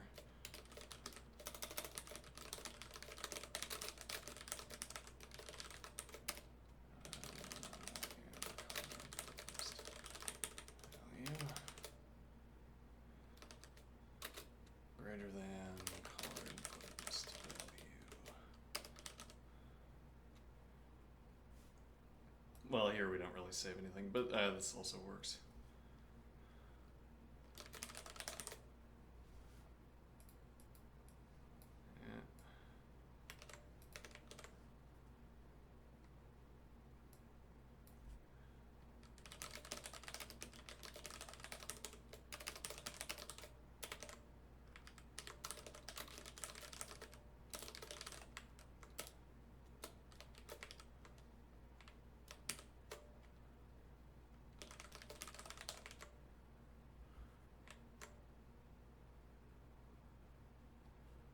Okay.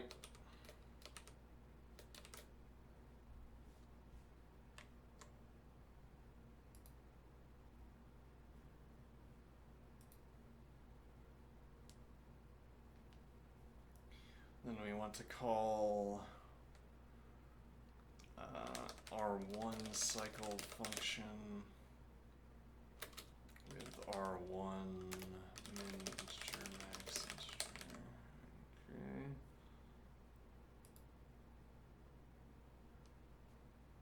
And 0.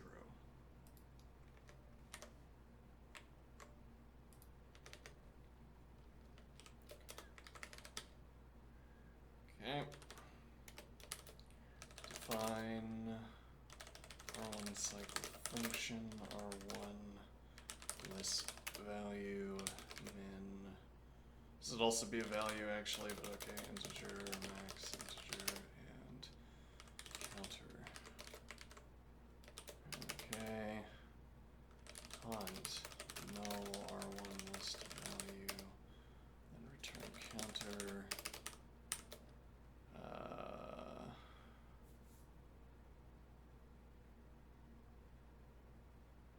So what exactly is this condition that we're operating under?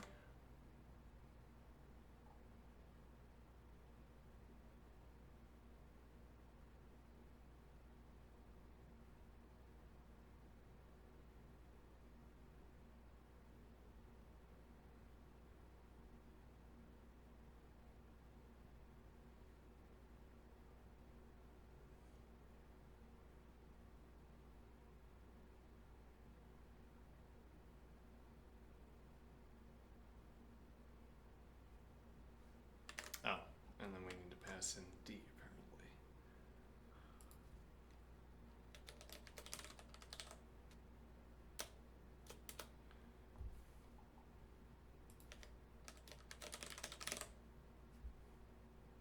Yeah, I like that. Comparison is a type. We don't change it. It only makes an appearance in comparisons. Yeah, alright. Let's see. So...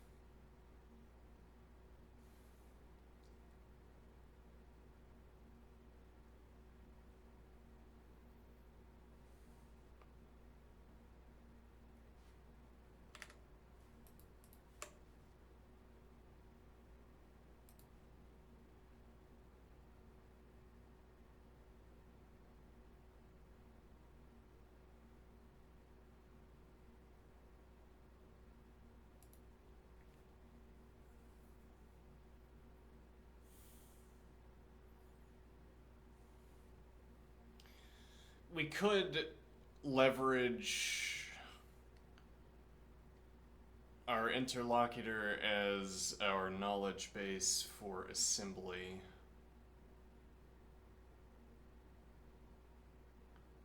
So we could ask specific questions, assembly-related questions.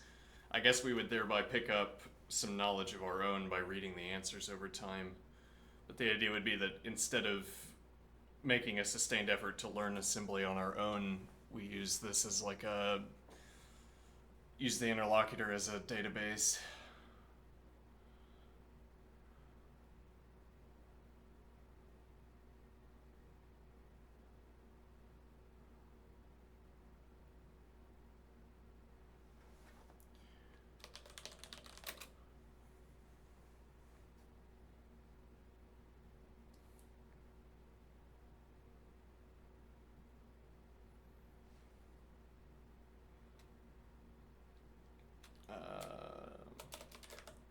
Often using a sentinel value allows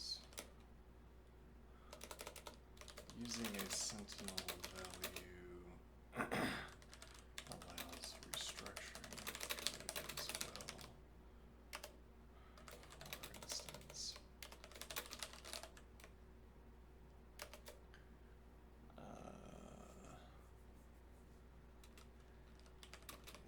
I want to form a let definition to hold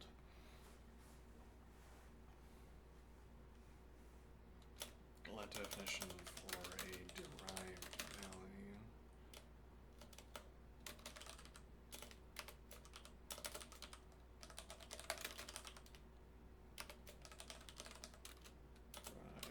TG from the output TG.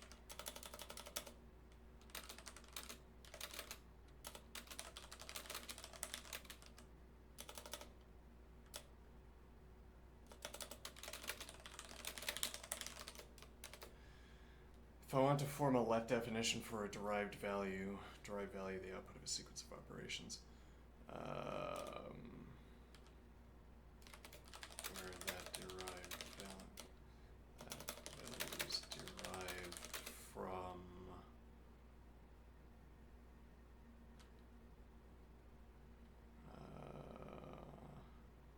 an element taken from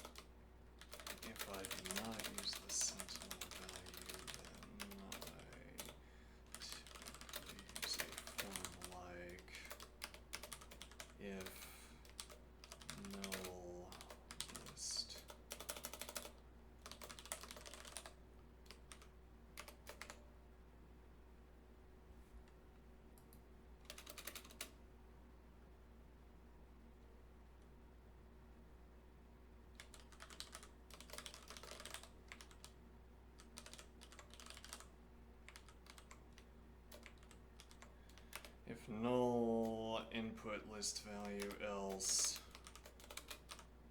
let derived value integer, what would that look like?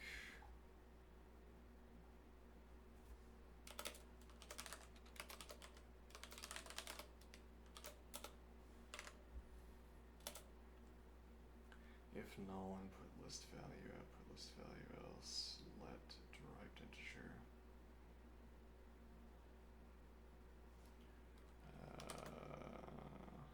Made up function shall record input list value.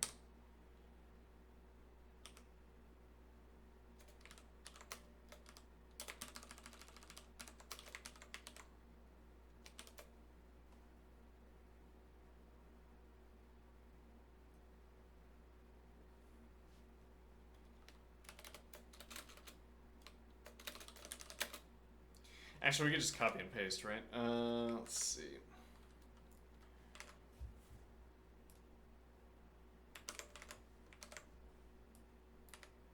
I was off. Let's see.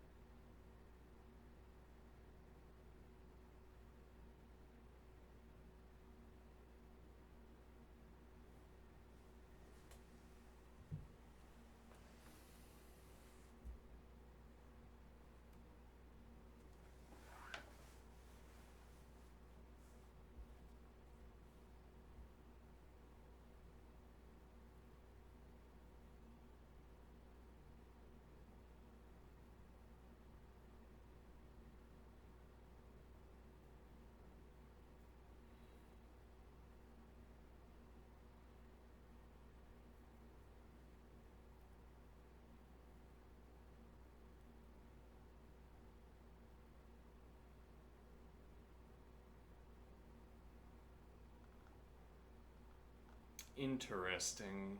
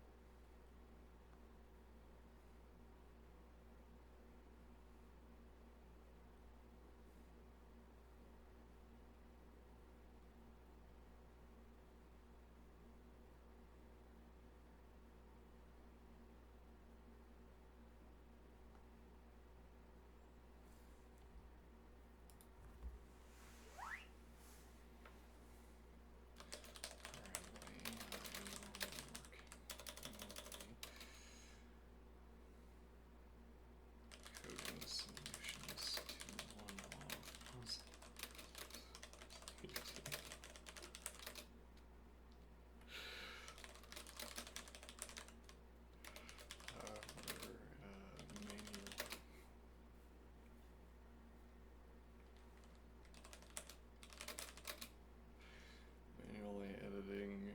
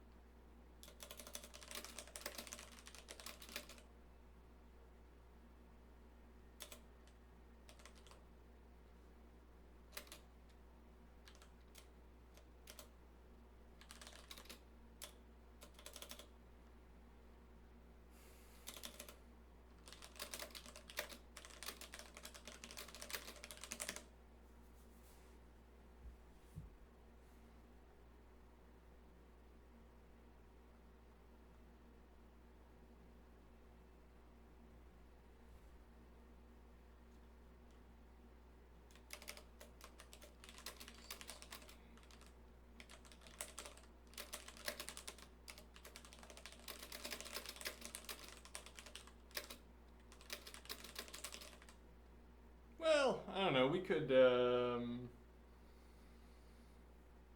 could pick up some assembly along the way. Hmm.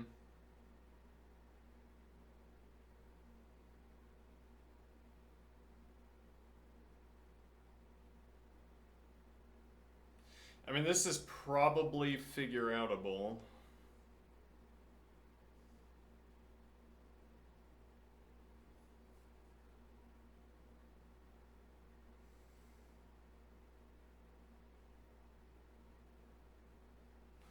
Alright, let's see.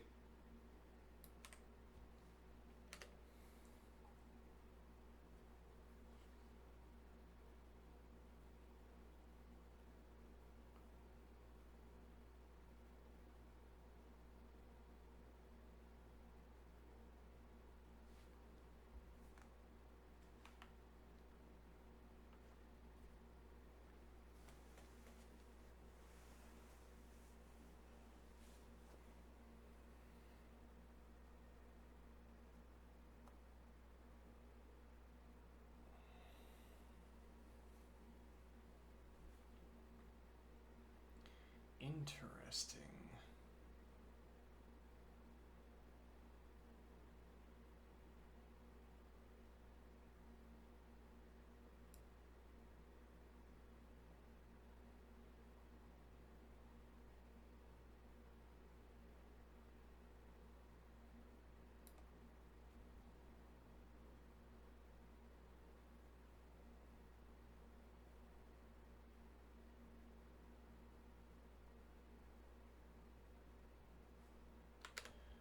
Let's see.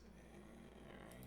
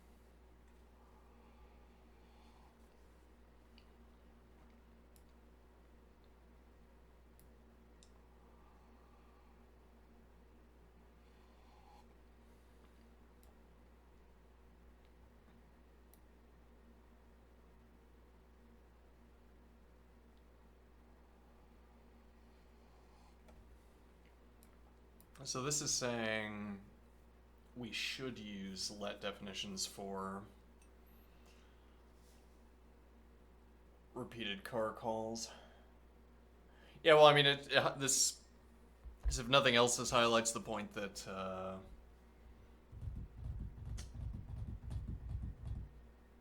sort of natural language reasoning is not reliable source of judgment here. What I mean, well, so we said could be, we started, could be that storing the car element in the list where it's already located is just as cheap as storing it in a let definition. And then with a little bit more could being, we said could be that creating a let definition introduces overhead that isn't present if we simply extract the element from the list. And could be that that's wrong. Yeah. Well, as it turns out, that is likely incorrect.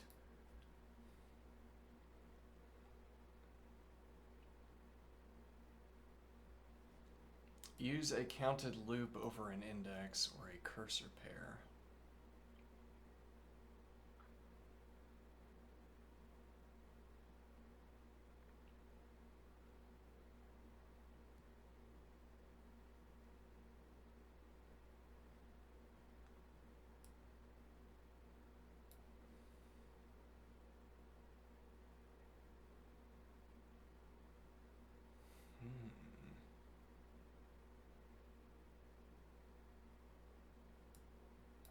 So this is saying use a different structure for our code. I'm less comfortable with that, though the idea would be...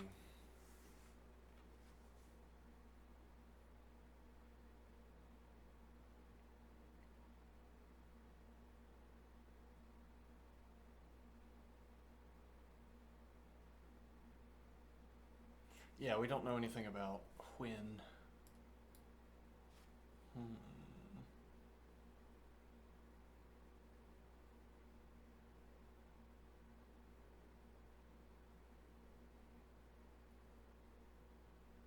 Require Racket unsafe operations. That's interesting. Let's look into Racket unsafe operations, please. Let's see.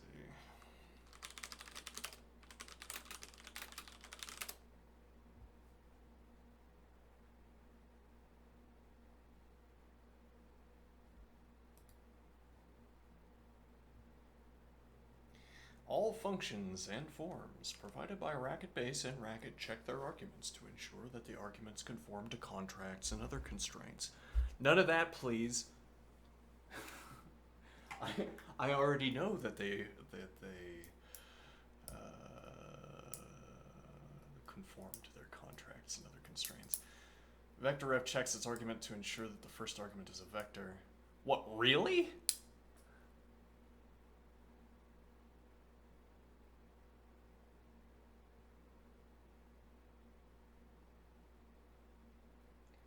I do that. Why would I ask the... Okay, looks like we're about to go unsafe. We're about to remove the guardrails.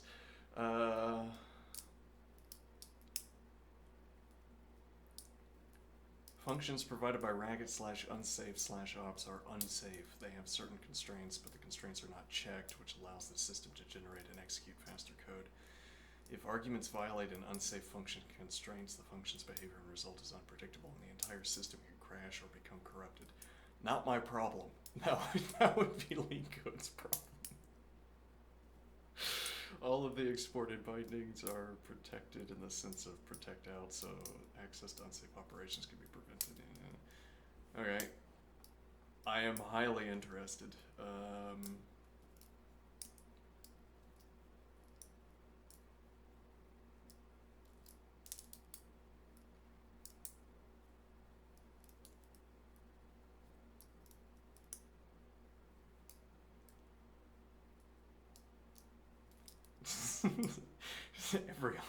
every operation we perform from now on has this unsafe in front of it.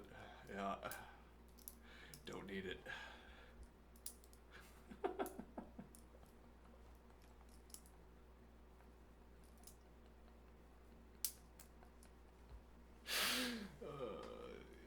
It's gonna be good. It's gonna be good. What is FX? I don't know what FX is about. Let's see.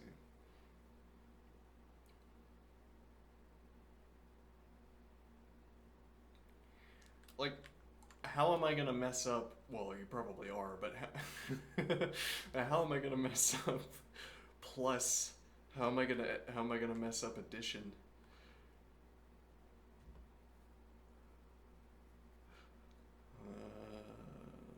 Well, okay, so what we could do is limit this to. We could limit our unsafe operations to tight loops, maybe.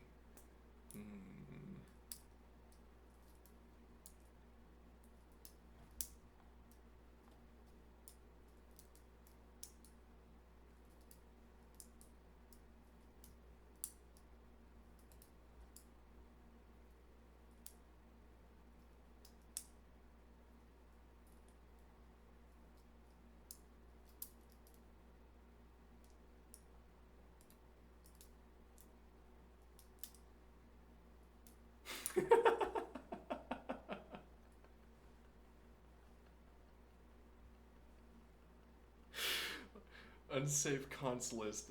Unsafe variant of const that produces a pair that claims to be a list.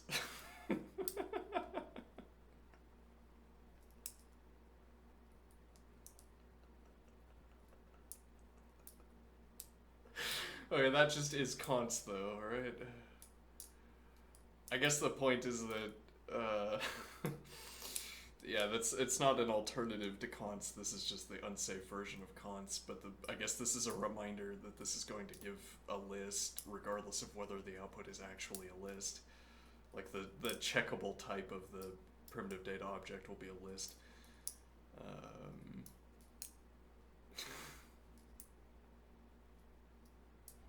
Gotcha. Gotcha.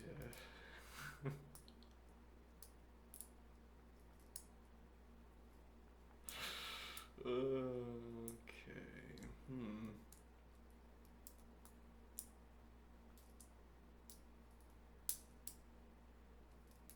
I mean, but what does this actually show outside of the fact that this is making me think of some of the logic I'm studying recently, that using these only demonstrates that I am aware that they exist, and demonstrates my capacity to use find and replace. I mean, again, for puzzle solving, because right, I mean, I could go through every one of my solutions at the end and run find and replace for safe to unsafe, or I could have a program that takes the text of a program and systematically replaces all of the safe with unsafe versions.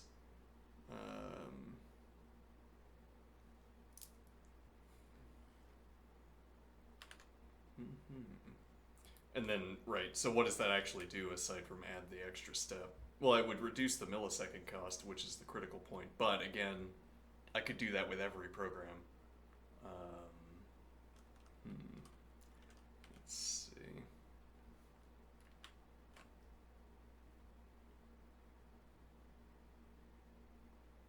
Yeah, I guess the appeal of using a sentinel value is that you say, I had to be clever to include this, or I had to be clever to identify the correct sentinel value.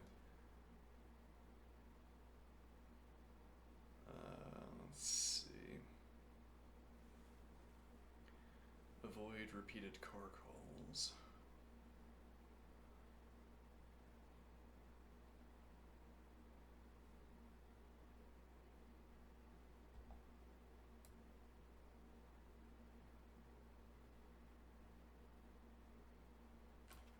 Typed Racket hashtag colon optimize.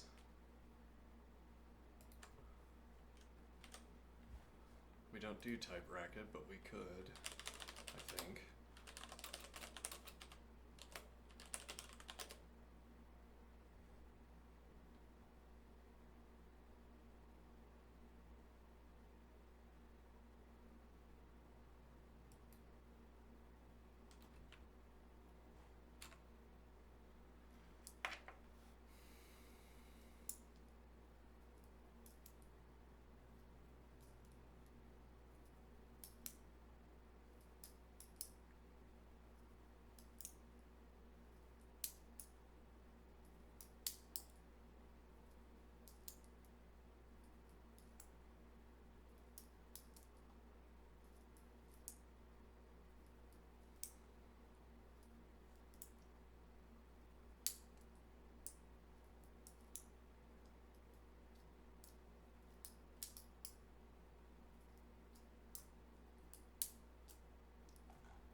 How do we do typed Racket? We might want to...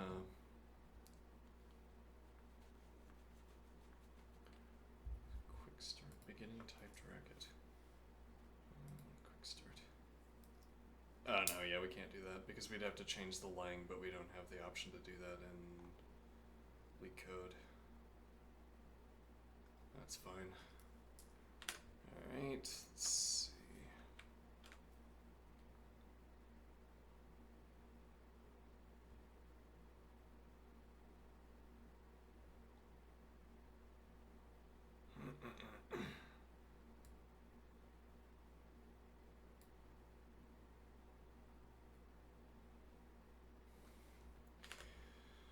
Racket / performance hint.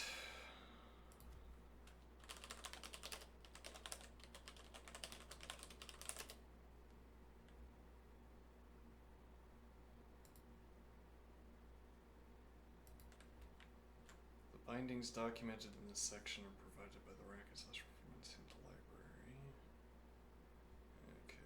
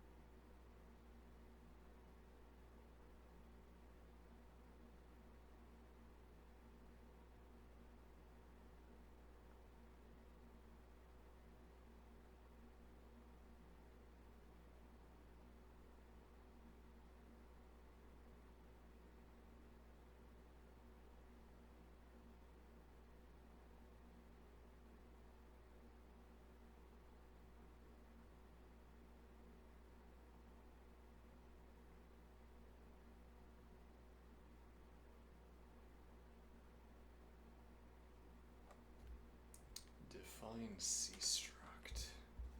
Oh no. We're gonna have to learn C to code in Racket. Let's see. Racket define C struct. Nope. C struct, please.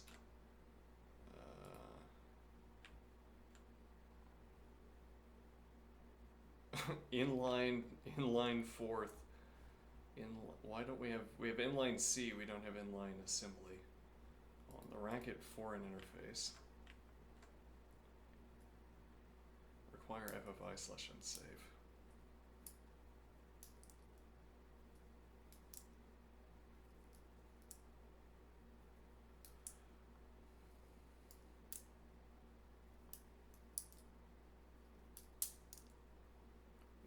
We have to learn C so that we can shave off those milliseconds from our Racket puzzle solutions.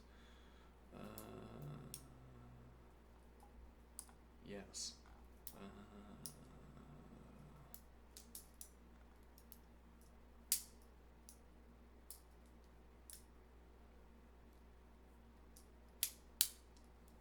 Fascinating. Okay.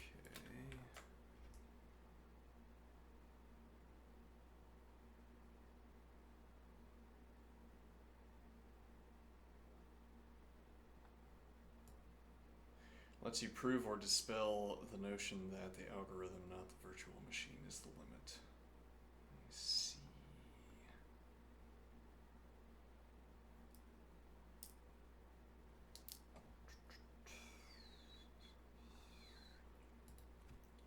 Could I get a concrete example? Two follow-ups.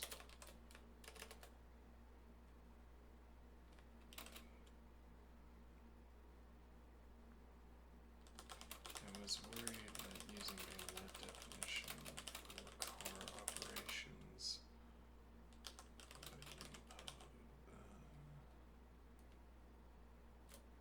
would using a let definition for car operations would impose an overhead, impose a cost for establishing. I was worried that establishing a let definition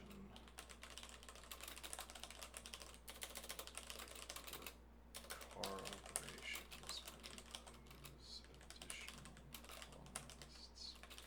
Is there a minimum number of car operations that let definition should replace?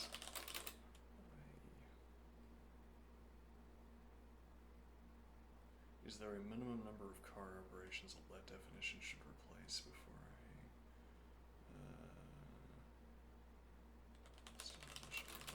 definition?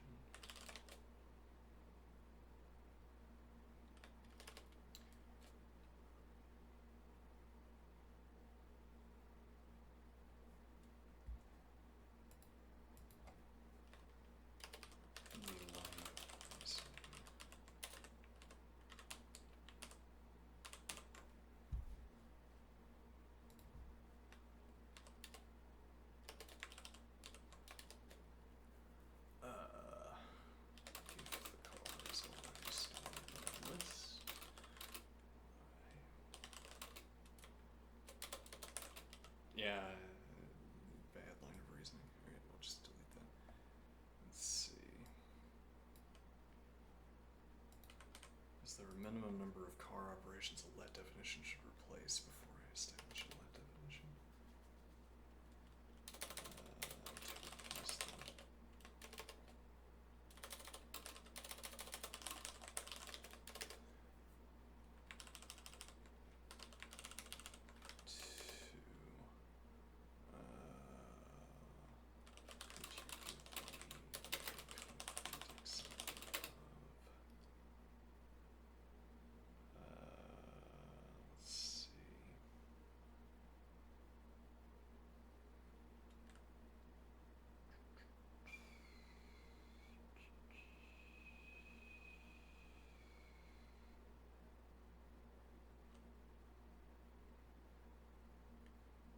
Give me a concrete example from the category.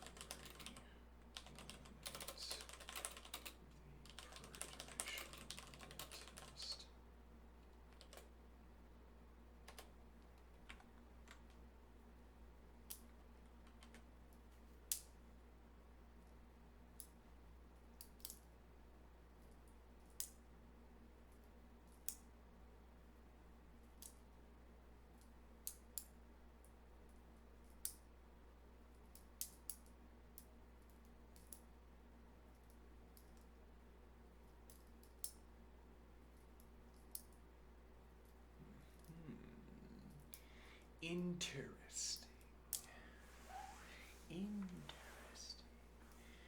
Is a let binding for car ever too expensive? Short answer, if you reference the head value more than once in the body of the loop, bind it. If you reference it exactly once, the speed difference is lost in the noise, so decide on rateability.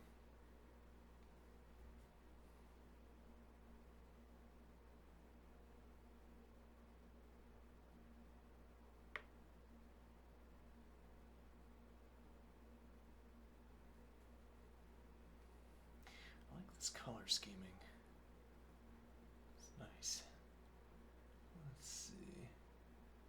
Compiler really emits. Let's see. So we let D car of x's plus D star 3D. Okay.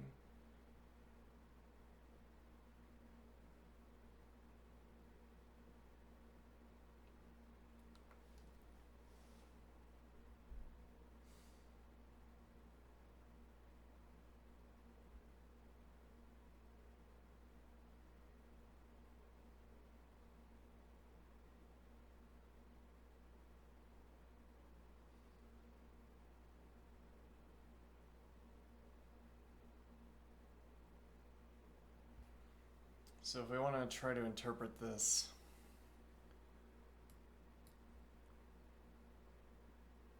move RBX to RAX.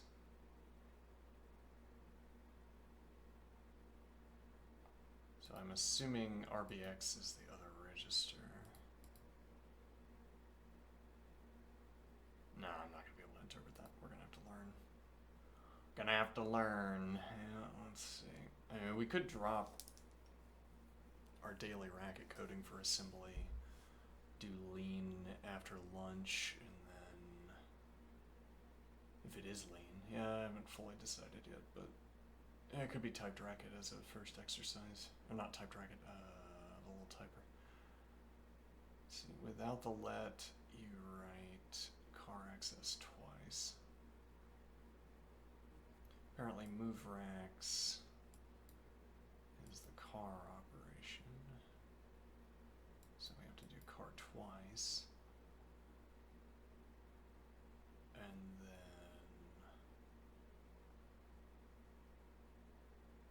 Right, so we have to do... No, I'm not... Let me think here. Each car includes a tag check and missile length load. Let version performs that once. The binding itself is just a register copy that the CPU does for free while issuing the next instruction.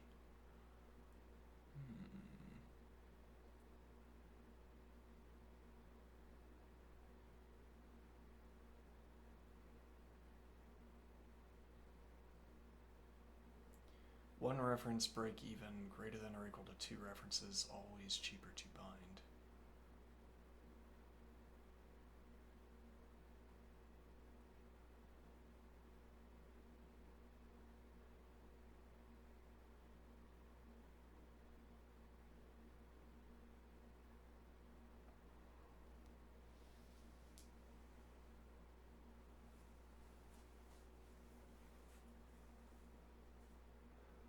Oh, hold on. Let's see. Oh, it's 12:07. Alright, I gotta exercise. Hello. You're out of luck, because I'm gonna exercise now and then take my lunch break. So if you're here for a racket, you're not gonna get it. 10-minute exercise break if you want to join me. I've been learning about optimization with our interlocutor here, ChatGPT here.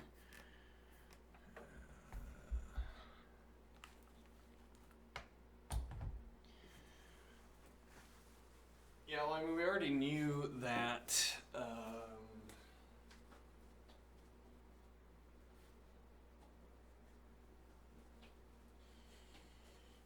already knew. Let's see. All right, 10 minutes of exercise. We already knew that the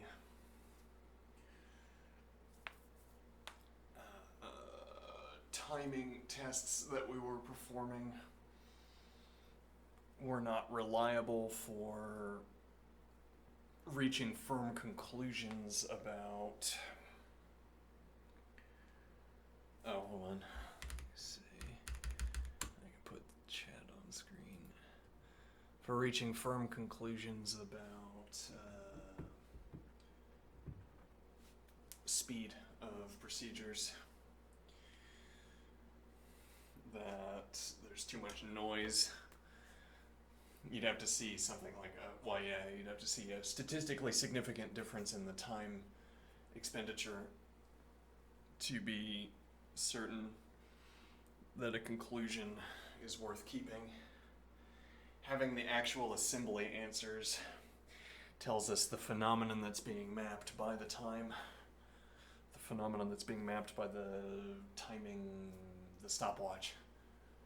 I trust an evaluation of the phenomenon more than I trust the stopwatch, I guess.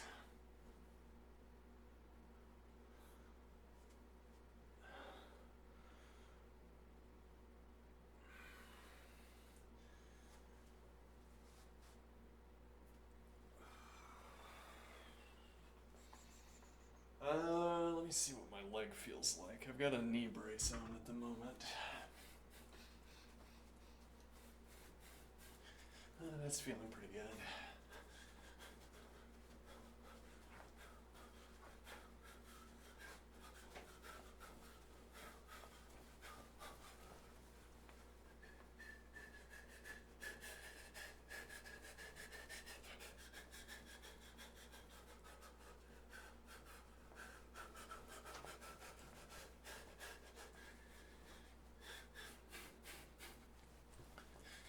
Actually, if you are interested in Racket,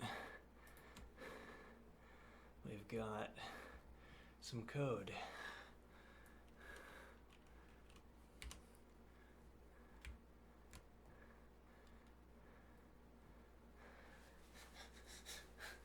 I can't read it because my glasses are off, but you can read it.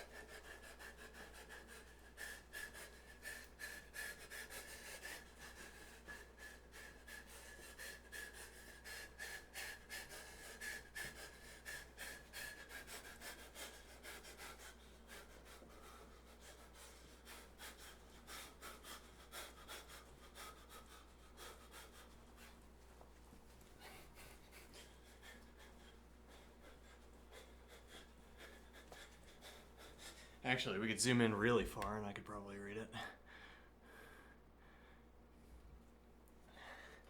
I think we'd have to zoom in a little bit further.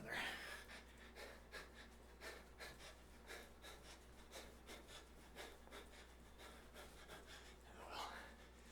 Let's see what squats feel like.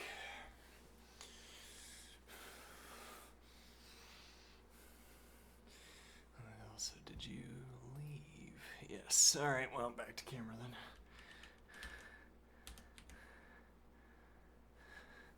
Which one's camera?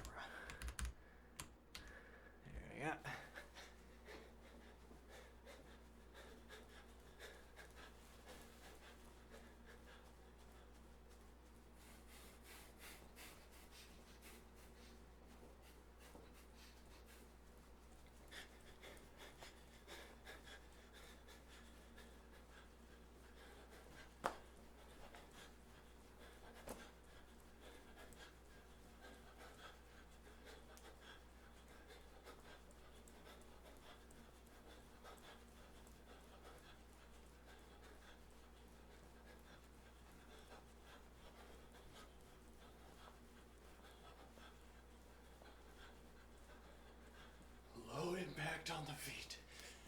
This also might develop some musculature. I don't know. Feels like lifting light weights.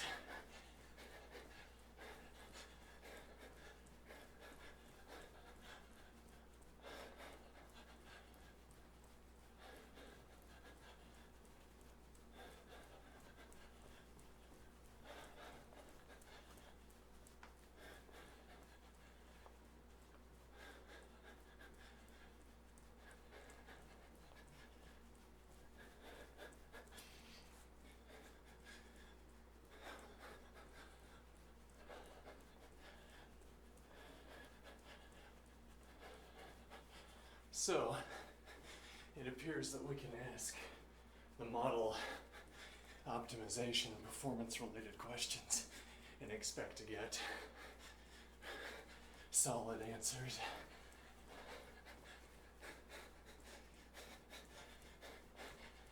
It's easy to incorporate into coding practice.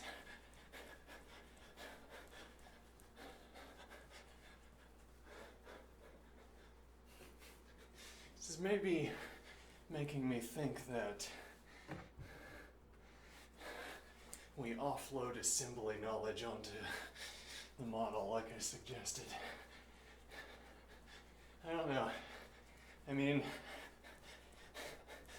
our practice has been about, in our various activities, our practice has been about learning the foundations and learning the compound objects as they are compounded out of the foundations, as they are compounded out of the atomic expressions, as it were.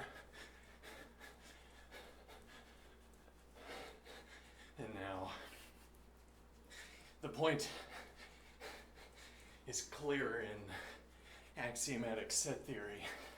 The questions that strike you to ask are not ones that would strike you before studying.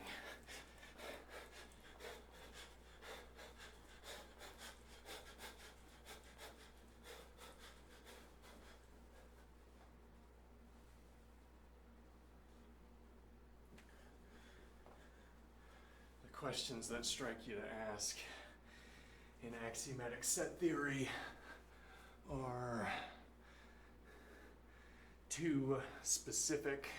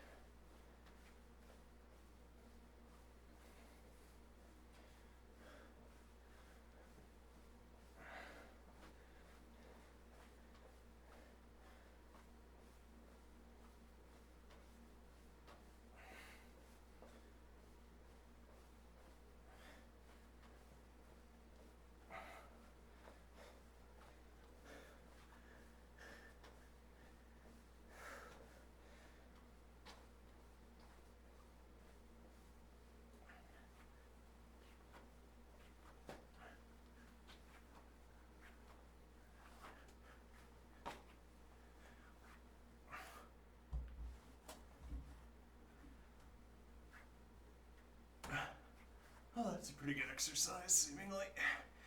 And I can still breathe.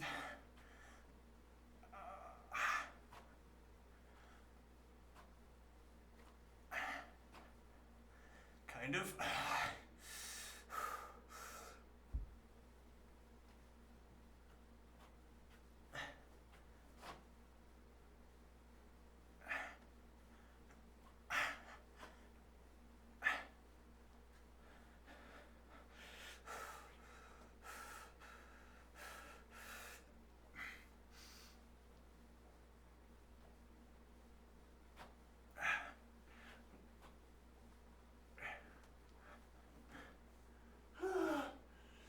more seconds. Actually 40, but whatever.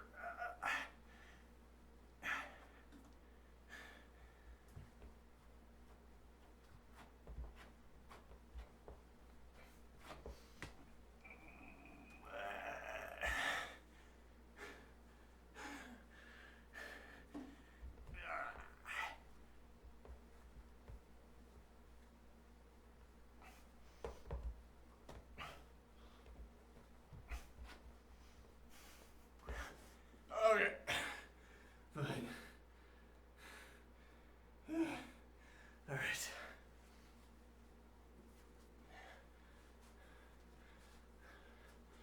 Now,